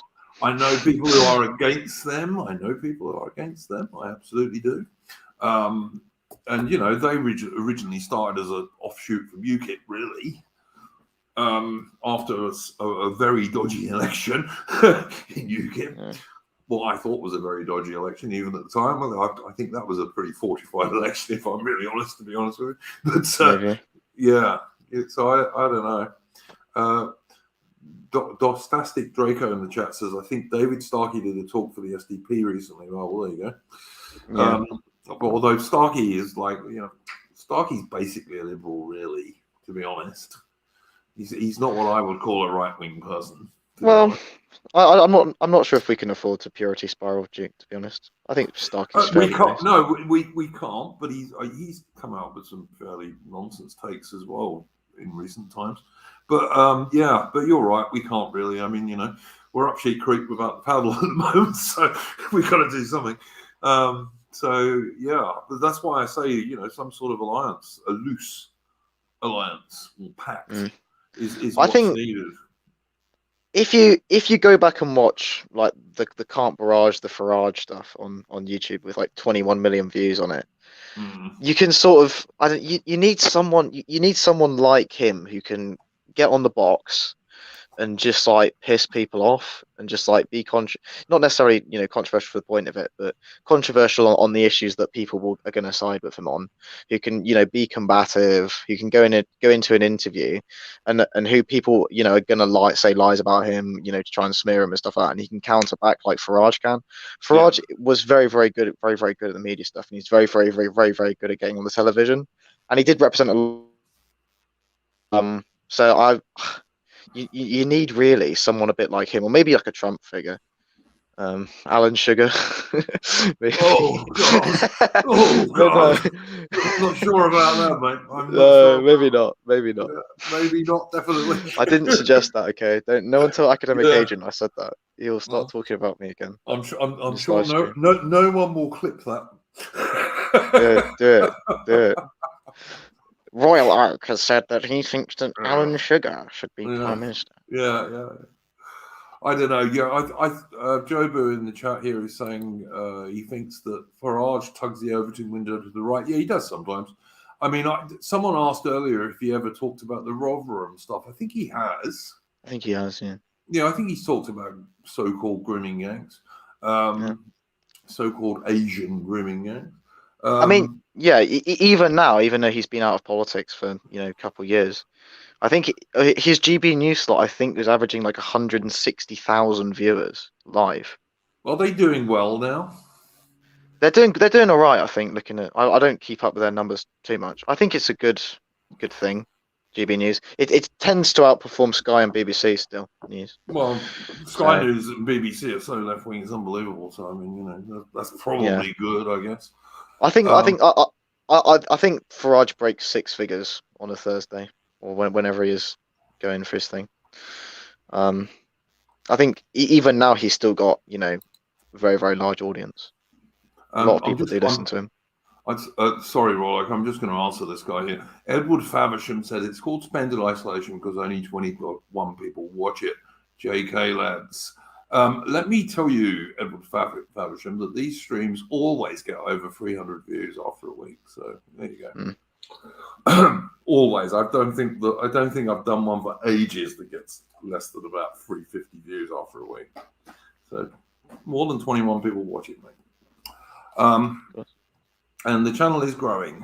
We're almost at 700 subscribers. Hit that subscribe button, folks. Go on, yep. do it. Don't forget to subscribe. And like the stream. Yeah, I always forget to say that. But yeah. Send it to a friend. Or don't. I don't know. Yeah, I mean, absolutely. You can put it somewhere else. I mean, I usually put these on the Minds channel in 1 or 2 places. What we got here? Jobu, that's an interesting take from Jobu. Farage is more effective on the outside with this telly show rather than being, I don't know, like I think he's effective if he gets onto Question Time. That's Farage in his element. You can watch the thing with him with Russell Brand. You can tell he's smirking because that is his element. Like whether or not he likes the fact that that's his element, it is his element. Like under the grill, but basically the opposite of Nick Griffin, who is absolutely not in his element under that situation. But like you can see the thing. I think he was on that, and he's like smirking the whole time. Like everyone's going after him, and he's just taking them all on. But, yeah, I mean, and also, I mean, someone in the chat said that he did talk about the channel crossing illegal immigrants, but I mean, also, I've seen Farage talk about the mass legal immigration as well, which not many other people will even talk about. Yeah. So, I don't know. I think a lot of people in these kind of circles. It'd be interesting if someone in the chat piped off about this, but have criticisms of him, which is I think a lot of people have said that he's not actually opposed to legal migration, which I think is untrue. I think he has said repeatedly he is. Yeah. But I think Morgoth doesn't like him.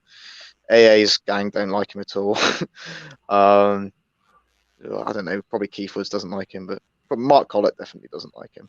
Well, yeah, for sure. But I mean, I would also say that AA voted for Blair and voted Remain, so he hasn't got a particularly good record on this. And he also told people to vote for Alexander Johnson at the last election, so he doesn't have the best. Yes, he did. In order to stop Labour, which of course is what the Conservatives come out with every election. So he's not. Well, to be fair, I mean, I think even. Sorry, I didn't mean to interrupt you. I think even Morgoth said like if Labour got elected, it's like quite possible he'd get arrested. He's probably gonna get arrested anyway. So I mean, it's always made a difference. Yeah, maybe. I'm not sure, to be honest. I mean, Morgoth. I think he makes good content. I don't always agree with him, but he does make good content. And Lady of Shalott here, who is a moderator on his streams, certainly knows. And yes, he did vote Remain, and he did vote for Bear, and he said he did. So he hasn't got the best record on this. I voted for Boris Johnson. Well, I never voted for Blair. I certainly didn't vote for Remain, and I certainly wouldn't have voted for Alexander Johnson. So I'm better off than AA in that regard. So, I don't know. AA is like I actually stopped watching AA for a long time because I watched him years and years ago, and then I just found him too liberal, basically too wishy-washy. So I stopped watching him for ages. And then I had people all turn around and said to me, "Oh no, this." But don't forget, this was back in the day when he was doing stuff with the British and all that kind of stuff, you know. And who's very liberal. And then I had people saying, "Oh no, he's gone to the right. You should go back and watch him again." And sure enough, he had gone to the right. So you know, I changes around a bit. You were asking Royal Oak about what people's opinion of Farage is, and Jobo has got a comment here. He moves the Overton window right was not as much as we might like, but one man can't do it alone, and an ally is an ally. Yeah, I don't disagree with that. I mean, it's like you were saying earlier, Royal Oak, we can't really purity spiral these days because we can't afford to. Like, this is one reason. Like, I don't really agree with AA getting into big rows with other people on the right, even if they're to the left of him. So well, you have to remember, AA's job is to generate firstly views in his YouTube videos, and secondly to get people in the door of his courses. That's how he makes his money. So it's kind of in his interest to like start random conflicts with people. If you think about it, like, because obviously, like, you know, the same thing goes round in circles. Like someone says, like he did an entire hour stream on someone making a meme. I mean, like a single meme. Yeah, no, I mean you're right. I mean YouTube's his job, apart from academic agency these days.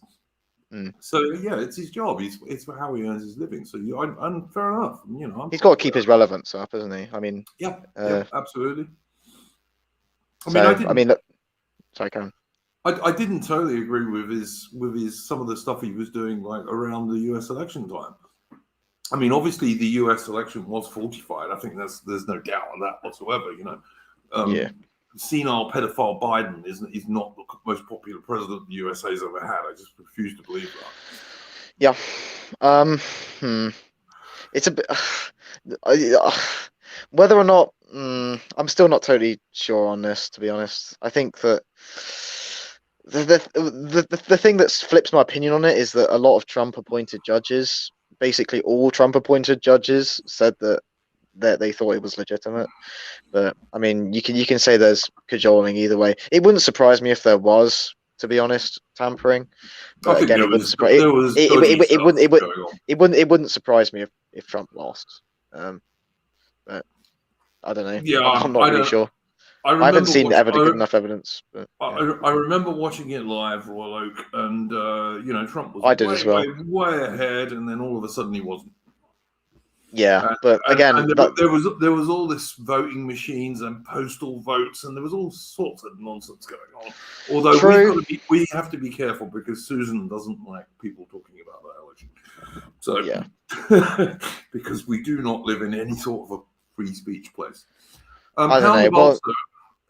Hound of Ulster is asking, do I have people on who voted for the Greens? Not so far as I know, but maybe. I mean, I don't. When I have someone on my stream, I don't turn around and ask them what their voting habits have been for the last 15 years. You know?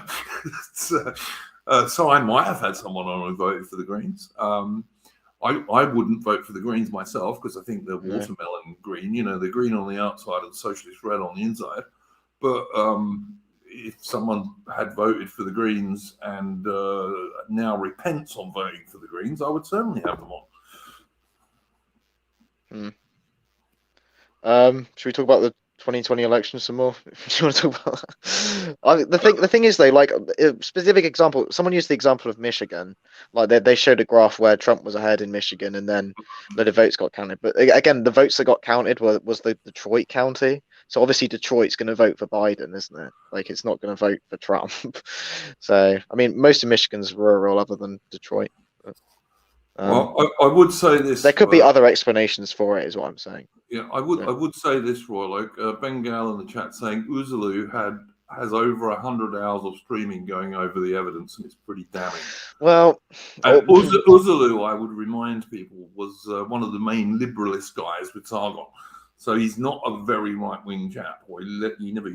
Well, I don't know. It's like Trump's own judges didn't say they thought it was illegitimate. So I mean, I don't know. It may well have been. Honestly, I'm not someone that generally believes the establishment narrative. I think it very well may have been fiddled with, but Again, it was in line with opinion polling as well. So, But Right. Dostastic Draco is saying here, but Trump appointed conservative Inca judges. He did. None of them were actually all that right wing, to be fair.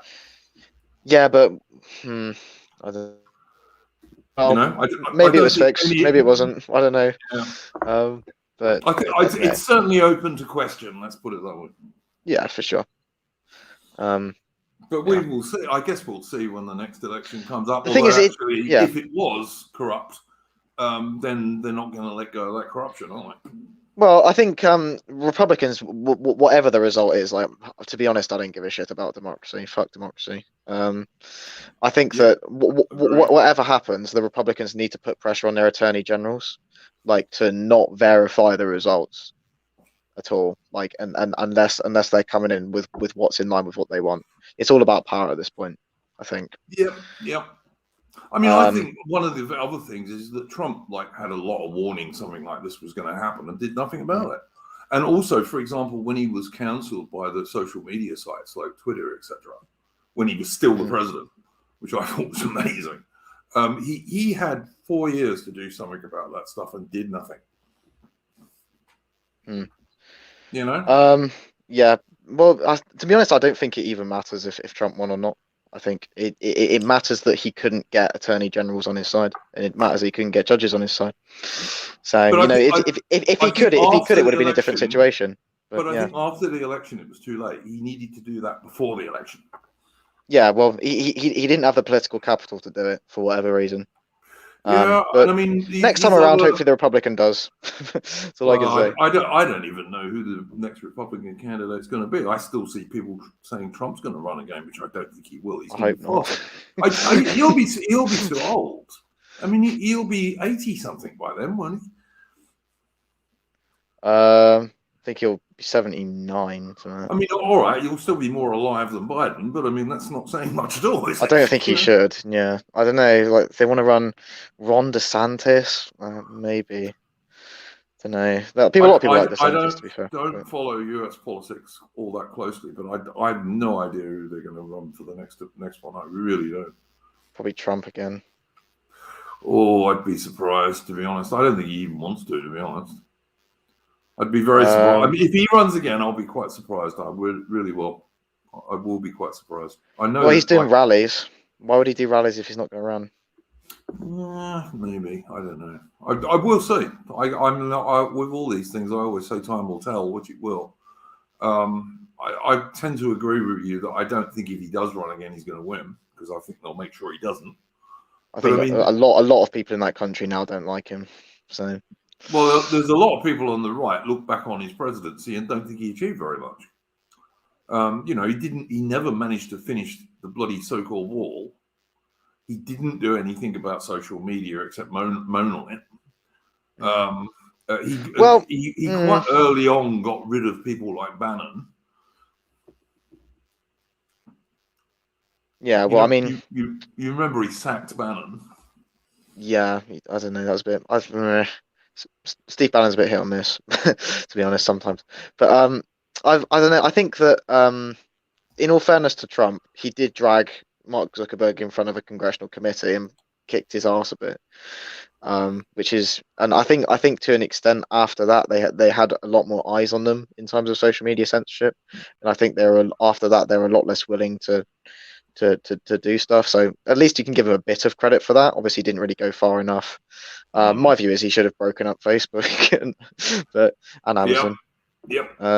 Don't disagree. Joe Boo in the chat is saying Trump is a mile in front in polling and is running. But when you say he's a mile in front in polling, Joe Boo, do you mean in front of other Republican candidates or overall? He shouldn't run, in my view. But I don't know. Probably still. Yeah, Max Ernst, I quite like Steve Bannon myself, but I know some people don't. I'm a bit neutral on him. Max Ernst, Jobo, did you see the Farage-Trump interview? I didn't see that, but like I say, I don't follow American politics very closely, and what little I know about it is from watching people like Dave the Distributist or Don the Pleb or someone like that, who I do follow. So. and also some of the NRX boys, and obviously none of those chaps are really into supporting the Republican Party. I'm looking back at the comments. I saw some Mitch said, even if the election was tampered with, I wouldn't bother. Trump stirred the pot by saying it was rigged. Then 2 months later, he just throws his supporters in front of the bus. So I don't care for Trump. Yeah, that's basically my view. Yeah, I think, yeah, especially those people in Washington on January 6th. I do believe he didn't do much to support any of those people, and a lot of them are sitting in jail. Yeah, And that was a fucking gay op and a half. Jesus. But you looked at the video, and you can't argue with the fact that it was the cops who let them in. Yeah, it's You know, fucking bullshit. there is video that the cops let them in, and these people are still sitting in jail. Yeah, that's my view, Max Ernst, about Bannon. Bannon was a U.S. Navy bloke, and at least served his country. And I think, not many political people can say that anymore. To be honest, most political people these days have never been in the armed forces at all, which I think is generally a bad thing, because that means they don't understand that stuff. For sure. So Matt said Trump did try and go after Google with an FTC antitrust. Didn't know about that. No, if he did, if he did, he should have made more of a stink about it, because I didn't know about that. Mm-hmm. No, I didn't know about it either. Jobu is saying dissident right is going to make themselves irrelevant if Trump runs and they keep counter-signaling him. Dissident right's irrelevant already. yeah. Listen, I consider myself part of the dissident right, but I wouldn't say we're having much effect on mainstream politics. I don't think I'd probably even consider myself dissident right, to be honest. Yeah, well, I consider myself dissident right because I don't support any of the political parties in Westminster totally. I certainly don't support the Conservatives, but even the minor parties, there's none of them I can put my hand on my heart and say, yeah, I really believe in what these guys say, because there isn't. There's none of them. So what else can I be but dissident right? Because there isn't anyone representing my position as far as I'm concerned. So that's why I describe myself as dissident right. But I think there's two things with what Jobu was saying there. I mean, in the first place, like, a lot of the dissident right did support Trump last time and got sorely disappointed with how things turned out. And the other thing is that they're going to find it difficult to walk that back now. And when I say the dissident right, I'm including all the NRX boys, for example, because many of those guys were like fervent Trump supporters in 2020. And you look at the likes of Charlemagne and what have you these days, and they want nothing to do with it. Well, the thing is, like, I think AA especially, these people take themselves like massively too seriously. Like, if you look at like in the influence of people from internet politics, or people who've become popular through the internet regarding political matters, you could say that maybe Sargon had a bit of an impact around like 2016, around the Brexit thing. Paul Joseph Watson, again, he was around the whole Brexit thing. But you have to remember, Sargon, who had 980. His channel's got about 1 million on it, and probably a little bit more. I can't remember how many. He might have more than that, to be honest. Can't really remember, but he's got a Charlemagne, or I don't know, Settler's Lament, or someone like orders of magnitude bigger, and he he completely ruined UKIP. Basically, we didn't ruin it; it was ruined already. But he couldn't save UKIP, couldn't get elected. He got like 3% of the vote. Yeah, and this is the guy who's the #1 dude of right-wing internet politics, right? I think he did more harm to UKIP than good, to be honest with you. Yeah, well, he got a few hundred people in the party and made them a bit of money. That was about it. But I'm not a Sargon fan, never have been. So Well, I think what AA and what probably what AA and people like Charlemagne. I don't even know if Charlemagne even makes content. To be honest, I don't think he does much, does he? Oh yeah, he does. Yeah, he does. He made something for this. Yeah, but does he make it like regularly, like more than once every 2 months? He does, but he goes on streams and stuff a lot. I mean, streaming is definitely the thing that's taken off on YouTube for sure. Yeah, I wouldn't say that these people are making any real difference, even if they think they are. I don't mean that in a bad way. I think essentially, well, I mean, like the people that listen to them obviously could, perhaps change their personal life practices based on what they say. But in terms of like a political unit, AA subscriber base are really like a notable demographic. Probably people that watch like anti-SJW YouTubers, they're probably a notable demographic. But um, I don't know. I think these people need to realize that you're making entertainment essentially. That's what they're doing. They're not really, making any change in I don't political.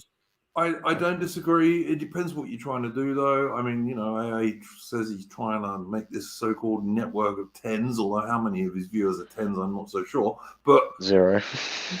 well, I'm sure I'm sure it's more than 0, to be fair. But it's probably not the majority of them, for sure. But yeah, I mean, look, it's two things. It's the blokes living, and yes, it's entertainment. It's a bit like what I said with the people watching me on a much smaller scale. It's like, it's useful for people who are isolated to know that they're not the only people that think that way. But on the other hand, you're not going to change things and turn things around in a moment. And I think that the old alt-right, which doesn't really exist anymore, took far too much credit for Trump. I think they took far too much credit for getting Trump elected, or thought they took more credit than they deserved for getting Trump elected. I don't think they had a big part in that. Yeah. Really. Certainly people like Spencer and so on. Looking at a few chat comments now. Ben Gale said, so what, just because we're politically irrelevant doesn't mean we're going to support the establishment as it destroys us. Yeah, you're right, but I mean, like, has like, okay, if you wanted to destroy the establishment, like, roughly, like these would be roughly the steps you take. You tell people not to buy from Amazon, firstly, right? You wouldn't have like Amazon affiliate links on your stream. You'd pull your money away from those kind of big institutions. You wouldn't buy from companies that support like POS. You know what I mean? Like you'd say don't buy from Coke, don't buy from this company, don't buy from this company, and you wouldn't like do these like fucking gay ops the whole time. I'm not really sure exactly what I'm talking about, but I mean I struggle. I kind of get where you're coming from. Yeah, I mean, if you wanted to hurt the establishment, that's how you do it, and then you'd encourage, different kind of tactics. You wouldn't just like do ideological spurgery and then say, oh well, just because I'm not sure where I'm going with this, but basically, I can't take you seriously as an anti-establishment figure if you don't boycott Amazon. So there you go. But yeah. Yeah, I mean, I will say that like I've got free ad blockers on this computer, and I never see any ads on YouTube of any description. So I have no idea what ads are on even my own streams because I don't see any of them. If you want to hurt the establishment, support local businesses. There you go. That's something. Yeah, but I mean, to be fair, like with people like Ataman, for example, when I've been talking to him, and also one or two other people like John, who's part of the Wellington Project and this kind of stuff. We have been talking about doing local stuff. We have been talking about getting networks of people together and doing real life stuff. So, we're not totally not doing what you're saying. Because I do think that a lot of the stuff that we can do on the right and usefully do on the right is like local networks and stuff like that. For sure. Yeah, I mean, even like a local network, like what I can maybe. I think it would have to be something that was like large enough for like supporting each other's businesses, things like that. Like I think But you've got to start somewhere and then grow it. Friend of the show, AGR Clegg, did some the Orthodox Tories basically tried to do that and it just didn't get enough people to sign up. So I mean, like I don't really know like what is there to be gained from like doing a local I suppose other than from like a social aspect, it would probably be cool to meet up with like-minded people in real Yeah, life. But I mean, there's the in terms of social like a support side, but also yeah, there is looking out for each other in terms of businesses, maybe job opportunities as well sometimes.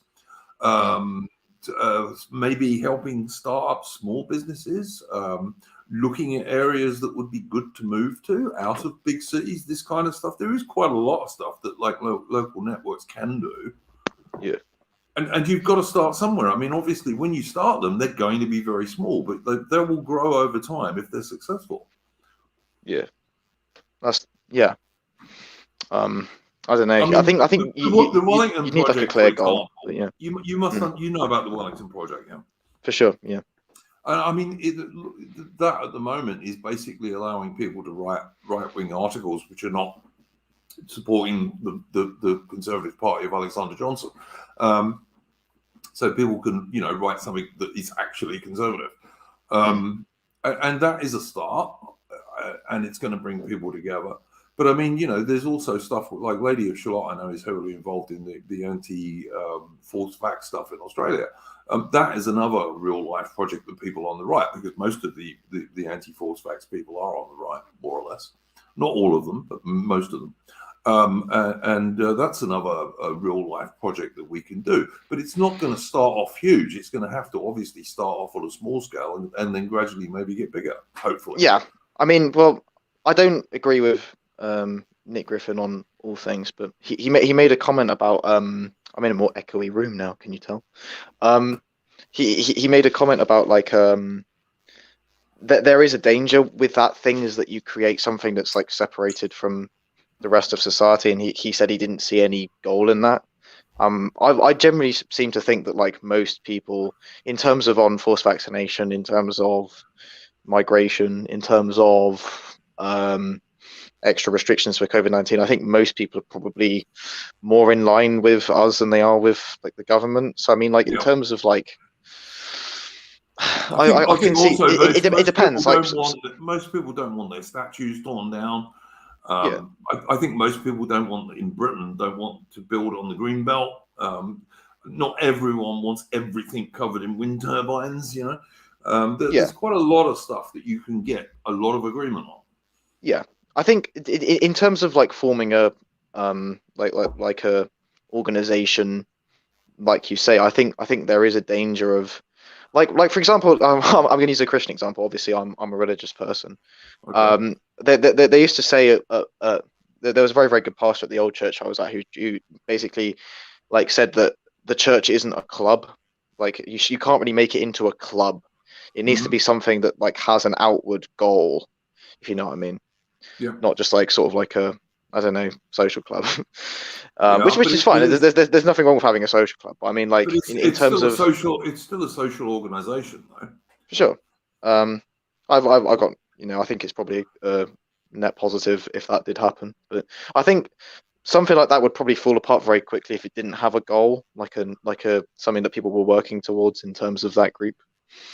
But, I mean, yeah. like I tend to like Dave the distributist idea of one of the things we've got to push for is the right of freedom of association. Yeah. Which we don't have anymore, and by Yeah. the right of freedom of association, I mean you only have to associate with people you want to associate with. Yeah. You That's right. shouldn't be forced to have to associate with everybody. That is not the way things should work. So I think that's something that some of this real life stuff we're doing or starting to do can make a difference. Yeah, I think it's a good idea, but you need to create something, in my view, that was more in line with a mass membership political organization than a social club, because I wouldn't really see there probably would be some benefits in the second, but I think it would probably whittle down very quickly, and it wouldn't have the kind of impact that you'd want. But well, anyway. I know the like the NRX boys are very anti doing anything political. Yeah. And I don't agree with them on that basis, because I think that whilst the USA, for example, is big enough and has enough people, that even if it does break up, and I think there is a reasonable chance that sooner or later it might, one way or the other,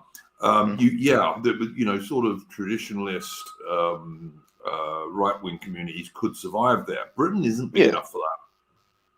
I mean, yeah, you're correct. I think if hang on, let me think. I was going to point out that particularly in France at the moment, you can see the candidacy of Zemmour, Eric Zemmour. Perhaps that's like you can see a sort of. I don't think he's going to win, but I mean, just the fact that 30-40% of the population would vote for him over Macron is, I suppose, a sign of something in terms of the general population. I think that the view that some NRX like people have, even if they're like a pretty insignificant portion of the pie. Just I think excuse me a second, Roy. Like I just have to go and check something else. So could you carry on talking, mate? Right, just me in the chat then. Yeah, I was just gonna say like, I think you're kind of deliberately dropping the ball. I mean, like, if you look at Virginia, like Virginia voted 75-25 for Obama in 2008. And they've just elected a fairly conservative Republican, 53-47. So, I mean, deliberately like not playing the game. It's just you got a lot more to lose than you have to lose, I suppose.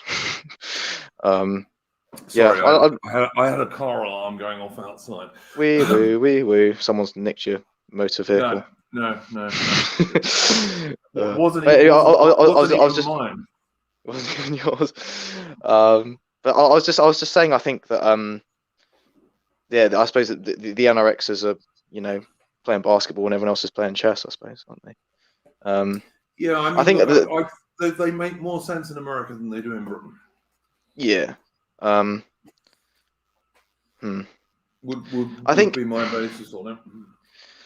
I don't know. I think empowering communities, whatever community that may be, whether that be a political community, a local community, like I don't know, anything really. In terms of, I think localism has to always be the answer. I think that like a sort of something like a parish council will always be closer to the interests of the people than say like a more Westminster thing. So I suppose just like trying to get as much power out of the hands of the elite as possible is the best thing. And obviously I think a parish council is a bit harder to corrupt than something a little bit more major where there's more at stake. So localism is the answer. There you go. Yeah. Jonathan Bowden, there are no raccoons in Australia. we don't have raccoons. Right.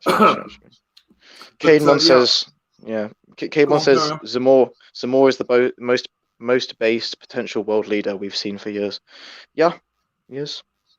I've seen people suggesting he's there to like throw off the Le Pen vote, but I don't know. If anything, I think the opposite is true. I think that Zemmour being there, I think makes Le Pen look more moderate, probably.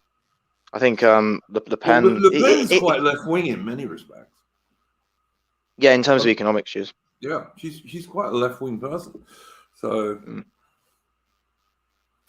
But yeah, I mean, my view is I remember watching AA streaming about this Zemmour guy like last week, I think, and loads of people in the chat were saying, "Oh no, he's a shill and he's a con and he won't do anything and blah and blah and blah." Like my attitude to that one is, I'd still vote for him because if he gets in and he doesn't do anything, he hasn't done any harm, and if he gets in and he does do something, well, great, Yeah, well, I mean, I think thinking that. I think thinking that you're suddenly going to elect a candidate and everything's going to change suddenly. I think that delusion has been somewhat broken over the past 10 years. Yeah. Well, not just somewhat broken, emphatically broken rather. Well, I mean, even on your localism thing, which I agree with, but I mean, like I know, for example, that like there was a Kent council that was trying to stop people building a massive housing estate because of mass immigration, because that's where most all British population growth comes from, or most of it.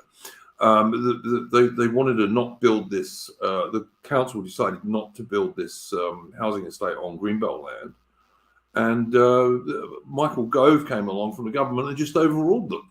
So yeah. And again, the last 18 months, 2 years has seen such a big power grab by the central governments because of this nonsense China virus stuff. And I don't see them ever giving up that power. Like I don't know about you, but I don't think anything is going to go back to normal in inverted commas. No. Well, again, how do you challenge the entrenched elites? Very difficult without having some of the elites on your side. You need some rogue elites. I don't know. I think to say like obviously there's people that were funding Farage, and there's people that were funding Nick Griffin. There's people that were funding, all sorts of people. So it's to say there's no elites on our side would perhaps be an overstatement. I wouldn't say it was anything like a majority, but exactly. I don't know. I think you have to, my view has always been that you have to play the game. You've got a lot more to lose by not playing the game than you have to by playing it. Yeah, I mean, if we don't do anything, then obviously the mainstream. The trouble is, if the mainstream media doesn't report something, it's like one hand clapping in the forest. Does it happen for most people? And increasingly these days, that they're just mouthpieces for the government, and they don't report anything. Yeah, I mean, this is certainly happening big time in Australia. Like we're having hundreds of thousands of people every weekend doing protests in Melbourne and Sydney, and the mainstream media are largely not covering it. It's a disgrace. And it's like all these young people dropping dead with heart attacks. The mainstream media are not covering it. They're just not covering it. Not even as a minor story. Well, to be fair to GB News, to be fair to GB News, they've often covered these kind of things. They covered footballers collapsing. They've covered all sorts. They've got Calvin Robertson on there. I think it's Robertson or either Robertson or Robinson.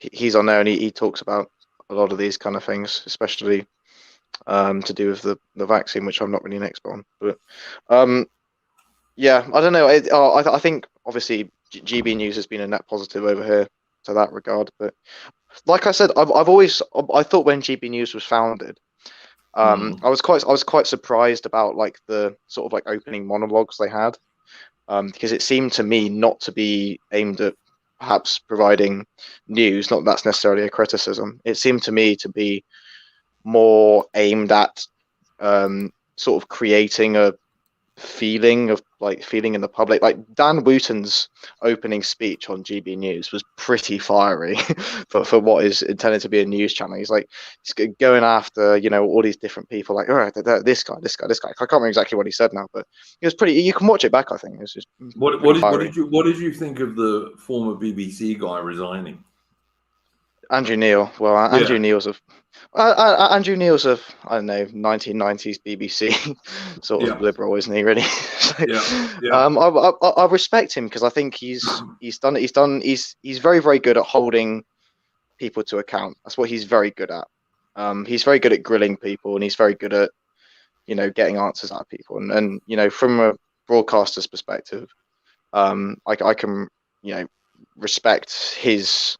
But perhaps he has a genuine interest in holding public figures to account. But in terms of his political views, he's a fucking lib. So, I mean, what do you want me to say?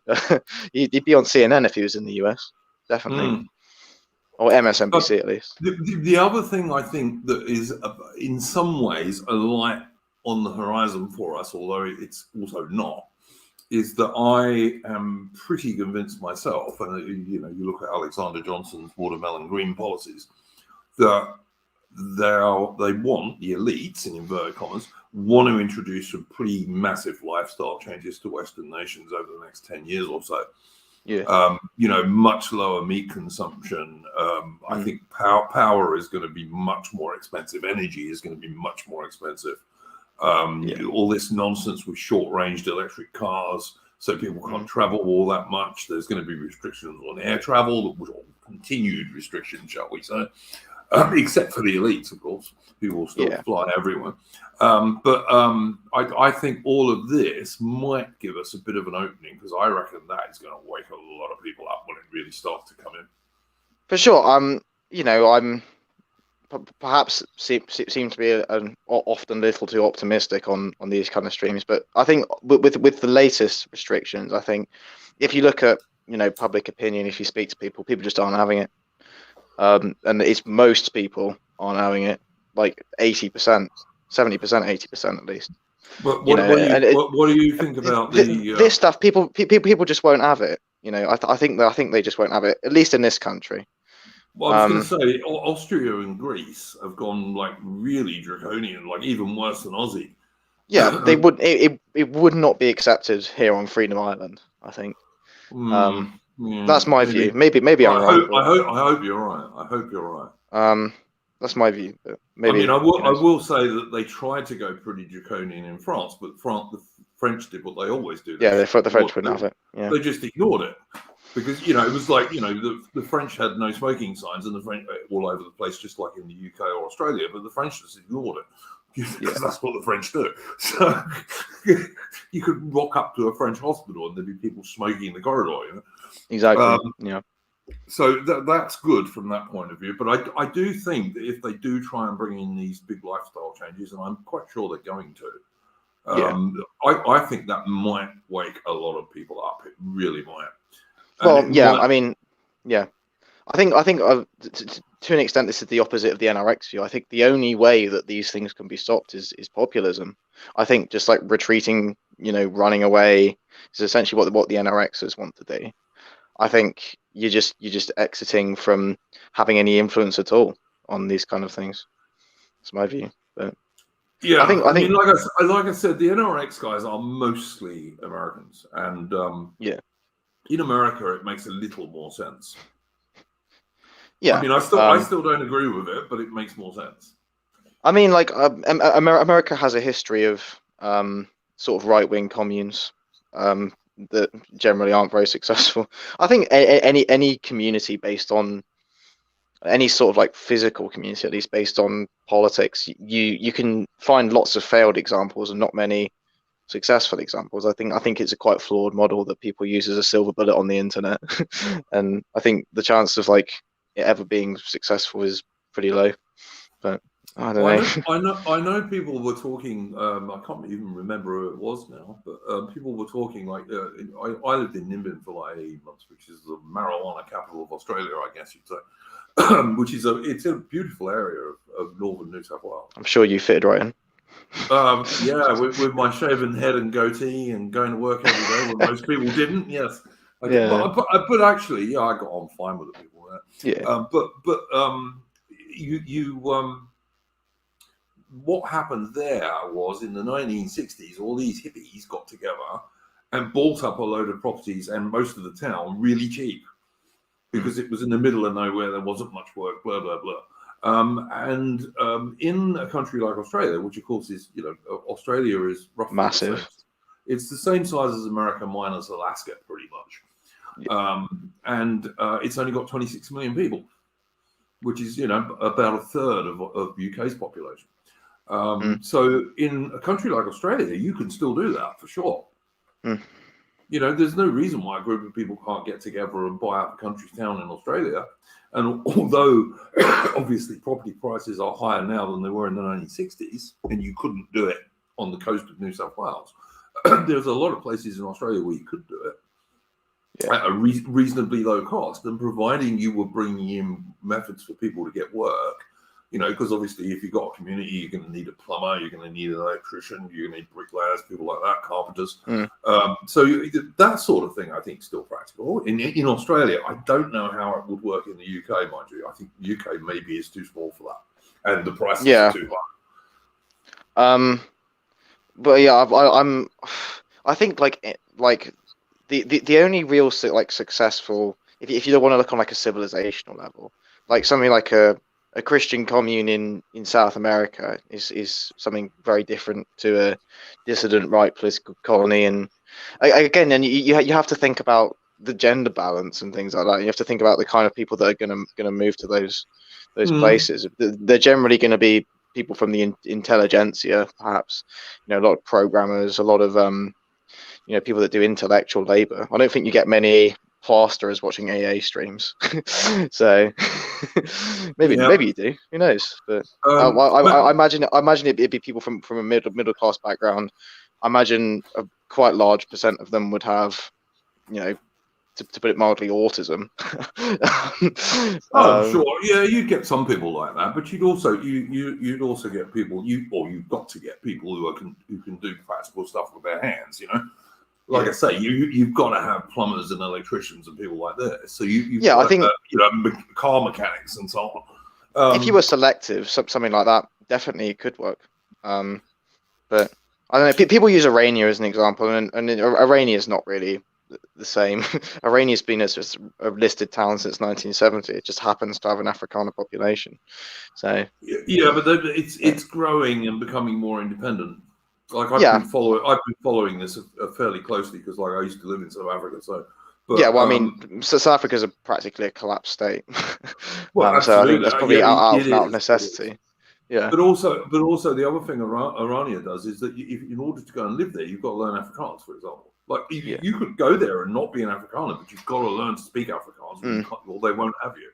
Again, to be honest, this comes back to the freedom of association thing again.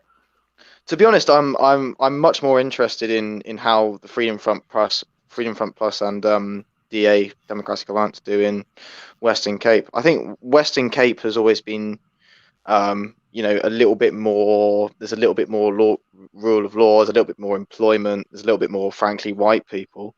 Yeah, the other big difference in the Western Cape is that there's a huge coloured population, which is to say coloured population. It's about 40 or 50%, isn't it? Yeah, a mixed race population, and those guys today increasingly see that their interests align with the white people. I'm much more interested in that than I am in. I'm much more interested in that than I am in 2,000 farmers in Irania, to be honest.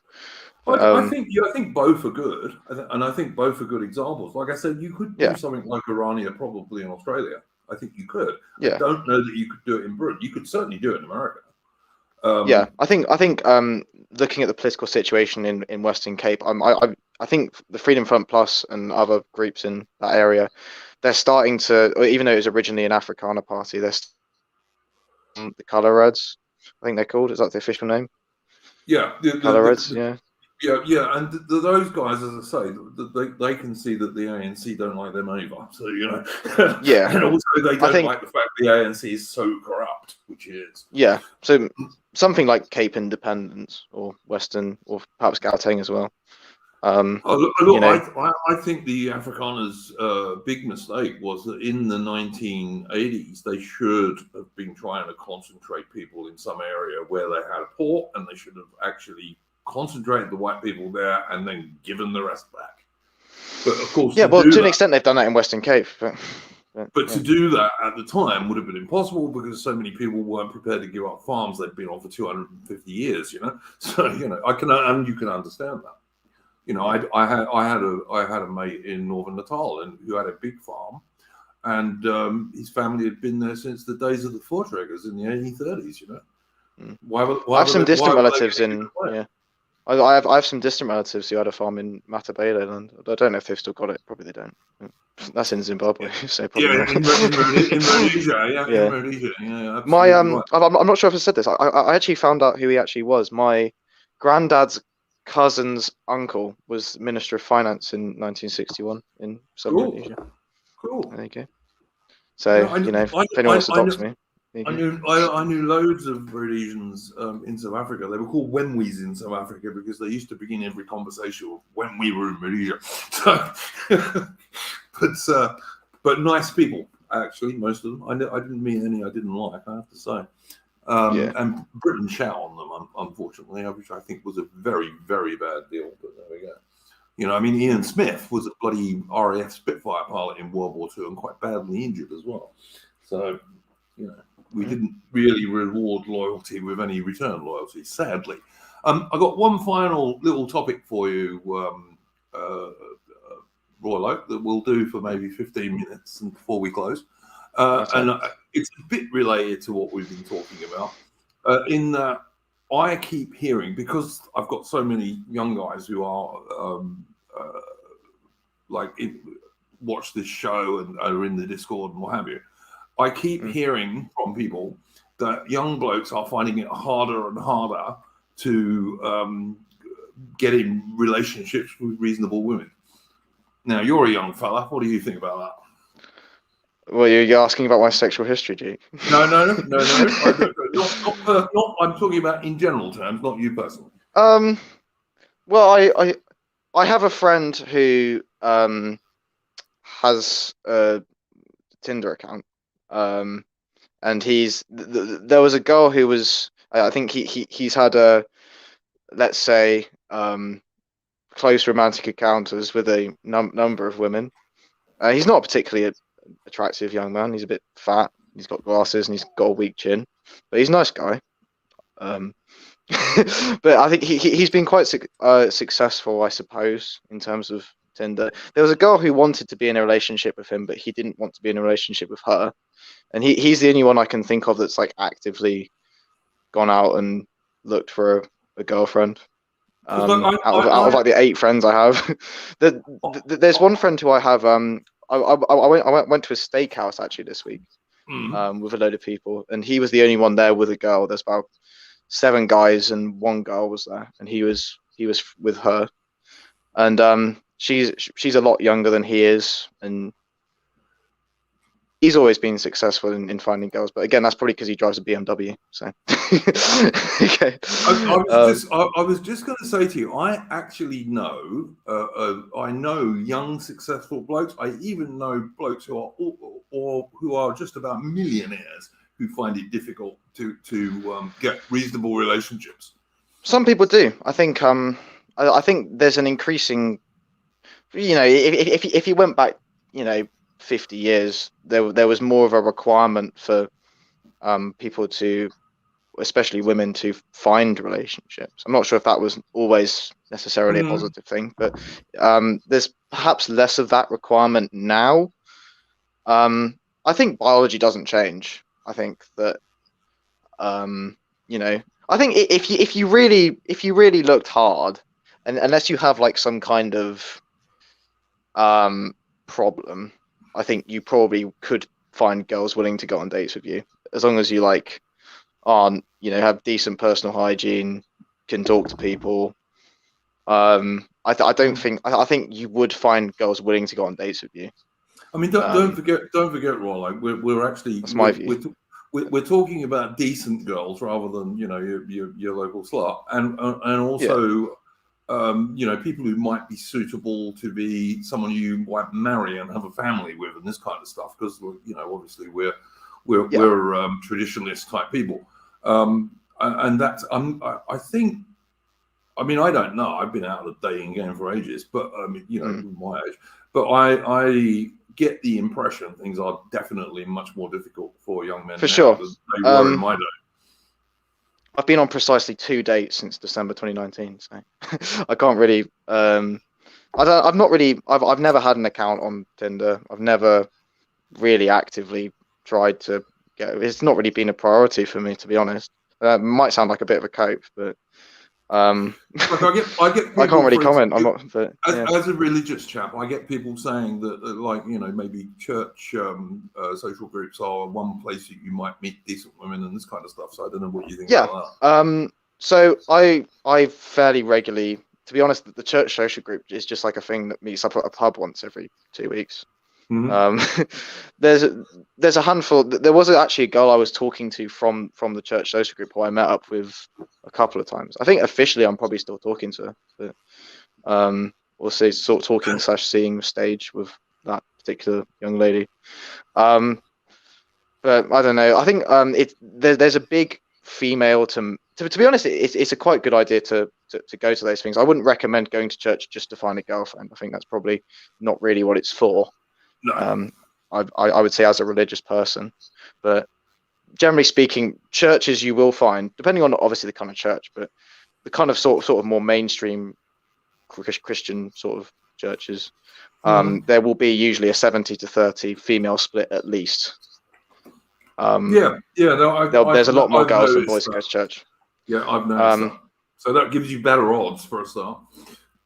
Caveman said, "Impress women with your knowledge of far right politics." Well, I think he's taking the piss.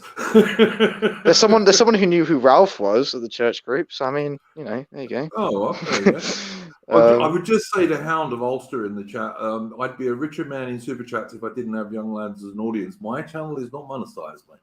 No. I have not monetized. But mine is. Anyway. Yeah, if you can give super chats, you can give super chats to Rollo. Well, I haven't streamed in 4 months. But there you go. Yeah, but you can give super chats to Rollo, but my channel's not monetized, and I haven't even tried to monetize it, to be honest, because I'm not trying to make money out of it at the moment. The time may come when I want to, but I don't at the moment. Yeah. So I mean, it's I think I don't know. I think a lot of people seem to enjoy the chats you have on this channel. well, I think if it gets to a point, it's all we're trying to do, and hopefully, like I said, you particularly some of these young chaps can realize that they're not isolated in the way they think. There are plenty of other people who think pretty much the same way. Yeah, true. Lady of Charlotte is saying many young women have unrealistic expectations of men now. They have brought into the social media lie and are expecting high achieving, big earning men. Unrealistic expectations. Yeah, I mean, true. For one thing, most young guys are not going to be high earning, because you have to work up to that. Well, okay. I will say, as someone who does have a sister who's now of dating age, have become somewhat more sympathetic to women in dating. I think a lot of guys basically just expect to buy girls a meal and then expect something from that, like in terms of like sex, basically, is what they expect. So to say that it's difficult for men out there is true, but it's also, like as a whole, I suppose the dating environment is bad just because like the expectations people have are not the expectations they'd had 60 years ago, and that's true for both genders to an extent. So I'm telling the woman off for being too anti-women. I think maybe that's not what I'm doing. But anyway, to look at this, in terms of like statistically, the only thing I've got to go on is I watch Coltrane. I don't know if you know Coltrane. he's you know Coltrane. He's an Aussie MGTOW guy. And I don't watch MGTOW people. I tell you what, the MGTOW guys you should watch are Coltrane and Thinking Ape, because they're intelligent guys who make good points, even if you don't totally agree with them, and I don't. Okay, I don't regard myself as a MGTOW person, but I think they do make good points that are useful for young men to know. And Coltrane was saying that if you look on sites like Tinder, etc., like most women are trying to get with 20% of the blokes. Yeah, that's probably true. Like most women are only interested in the top 20% of the blokes, and when I say the top 20%, I mean on what they look like or what their career is and this kind of stuff. Yeah, that's probably true. I don't know. I think you might find some sloppy seconds if that's what you're looking for, whatever you look like, and you have decent personal hygiene. That seems to be. I've never used the site, but I know people that have used it that wouldn't be what you'd call necessarily attractive, and they've still managed to get some. I don't know, I suppose. I don't know. It's an area which I'm still. You have to remember, I'm a very young guy. I'm only 20 years old, right? I'm not particularly the most experienced person in the world in these matters. So when I was 20, I did not have much trouble chatting girls up, and I was in the army. I was in the army, which is not always the best thing to be for chatting girls up. There's some good things about it, but not everything, and certainly not how much money you're earning. But I didn't have any trouble finding dates. But you're talking about bloody 35 years ago, so things have changed. Jobo in the chat says Iron Duke owes Jobu royalties from past appearances. Mate, I don't know anything, and you could still be appearing now. The reason you're not still appearing now was your own choice entirely, not mine. So there we go. I'd say if people are religious out there watching, there's I think it's called Salt, which is an app where you can do Christian dating if you want. I think there's quite a lot of young people who have used that in my chat. If you're looking for dates. Yeah, I know Dave, the distributorist, who's a Catholic, of course, was suggesting that like if you're a trad Catholic, then probably the Catholic Church isn't a bad way to look. And there are. I think it's called Salt. The app. I think it's called Salt. SALT. I think in the UK, I know of people that have been on that. But I personally never have, so I can't really comment on it. But people have given it a positive review. So if you're thinking about that kind of stuff, maybe might be something to look into. Lee Ham in the chat saying being in the army is a double-edged sword reference dating girls. Absolutely agree with you. I mean, on the one hand, women are not against soldiers as such, and also one thing being in the military does do is it tends to give you pretty reasonable personal grooming and cleanliness. Yeah. Which is always, as Royal Oak has said a couple of times, that's always a very big deal for girls. How you smell is also very important. Yeah, clean, smart, and tidy. Very good idea. And the military is at least good for that. Yeah. I mean, Mitch in the chat saying this. Look, I'm 6'2", and the shortest girl I ever went out with was probably 5'1", I think. Yeah. And she got slagged off for going out with me. I didn't get slagged off because she was cute, but she got slagged off by some of her girlfriends because they said she should have gone for a short guy. Yeah, 6'2" is not that tall, to be fair. I'm 6 foot, luckily. Yeah, 6'2" is not 6'2" is not that tall, but I mean, it's an absolute truth that the majority of chicks prefer a bloke who's taller than them. Just true, just is. And I mean, most women are less than 5'8". There's a guy who comes into my work who plays a centre for the local basketball team, and he's like over 7 foot tall. He's like 7'3" or something. I literally I'm looking at the sky whenever he comes in. He's really tall, but he's gonna have back problems in the future. So I mean, yeah. And Lee Ham in the chat's making the point that one of the things that happens with the military, etc., is that you're moving around a lot.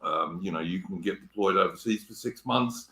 And there's a reason that in the army you used to talk about Dear John letters because you'd be away maybe at war or maybe like for a 6-month deployment somewhere and you'd get a letter after 4 months saying I've left you basically because women do that sort of thing. Some women do that sort of thing. You've got to be realistic about women. And as a bloke, you are going to get fucked over by a woman at least once in your life and probably more than that. If you go into it expecting you're never going to get fucked over, then you have an unrealistic idea. Yeah, I don't know. I think it's very, very difficult because I don't know. Women are often difficult creatures to understand at times. To put it mildly. What I would suggest in that regard is try and whether it be at your place of work or your halls of residence or people try and find a few guys that have had quite a few relationships with girls and try and regularly ask them for advice on that kind of thing, because I think in that regard with my limited experience that has helped me in some regard, so I can recommend that. But, yeah. Jobu's saying he will make a triumphant return one day. Yeah, sure, mate. You can come back to Discord if you want to. It's up to you. I tried to add him to my Discord, but I can't, Jobu, I can't message you if you're not on my friends list, all right? I sent you a friend request on Discord and you've not responded to it. So there you go. He did ask. He sent me a message asking to join my Discord. Yeah, but listen, I've got people on my Discord who've been on my Discord for 6 months and have never done anything. And every so often, I will remove people who just don't do anything for 6 months because why are they sitting on my Discord? You can't make people do stuff. People will do what they're going to do. I mean, I have a few very basic rules in my Discord, and there are not many. And some people. I hope I've provided useful dating advice. I just thought it would be useful to talk about because I get so many young blokes asking me about it, and I to be honest, I can't give them up to date advice because I got a lady friend I see once a week, and I can barely put up with her for 8 hours. So I'm probably not the best. I'm not the best person to ask. If I unless she looked like bloody. I don't know. Let me think of someone who I thought. Unless she looked like Marilyn Monroe, I'm extremely unlikely to want someone to live with me these days as a woman. Really, can't be asked anymore. I've been there, done that, you know. And I kind of like doing my own thing without giving a shit about what anyone else is doing. So there's that. Yeah. I don't know. Yeah. I think like with most things, the best advice I can give is keep yourself reasonably healthy, go to the gym, go to church, get your finances and sorted out, you know, make sure you're financially looking good. And just Polish your shoes, boys. polish your shoes. Women Yeah. will notice if your shoes are not polished, where no bloke ever will, unless it's in the army. Trust me, women are worse than sergeant majors for looking to see whether your shoes are polished. But yeah. All right, have you got anything else you wanted to bring up before we shut it down, mate? Because I've gone much longer than I intended to. But thank you very much for coming on, because I was going to do this pretty short, to be honest. It's just been me. Any last things you'd like to bring up? Can't think of anything specifically. Or anything you want to shill your channel, for example? Might do a video over Christmas about some things. There's some things I wanted to talk about. All right. Well, if you look on the Discord, the Royal Oak with an E on YouTube. It's one subscriber off 1,230. So I was just going to say, Royal Oak, if you look on my Discord, there is a channel called My Channel. Yeah. Yeah. I'll check it. Stick it in there, and then I'll stick it in the description, like later today at some point. Yeah. All right. Well, So I'm gonna play us out with a tune, as I usually do. Everyone like the video and subscribe to 99IG, please. Thank you. Share the screen. God, I wish they made that box bigger, but anyway.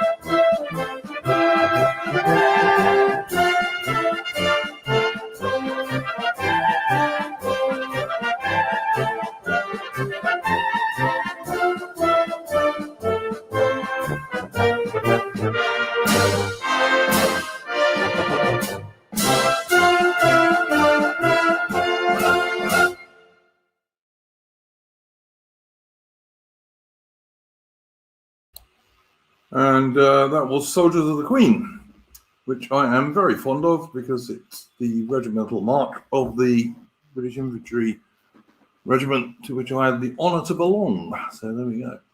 All right, guys, thanks very much for joining us. We'll be back next week.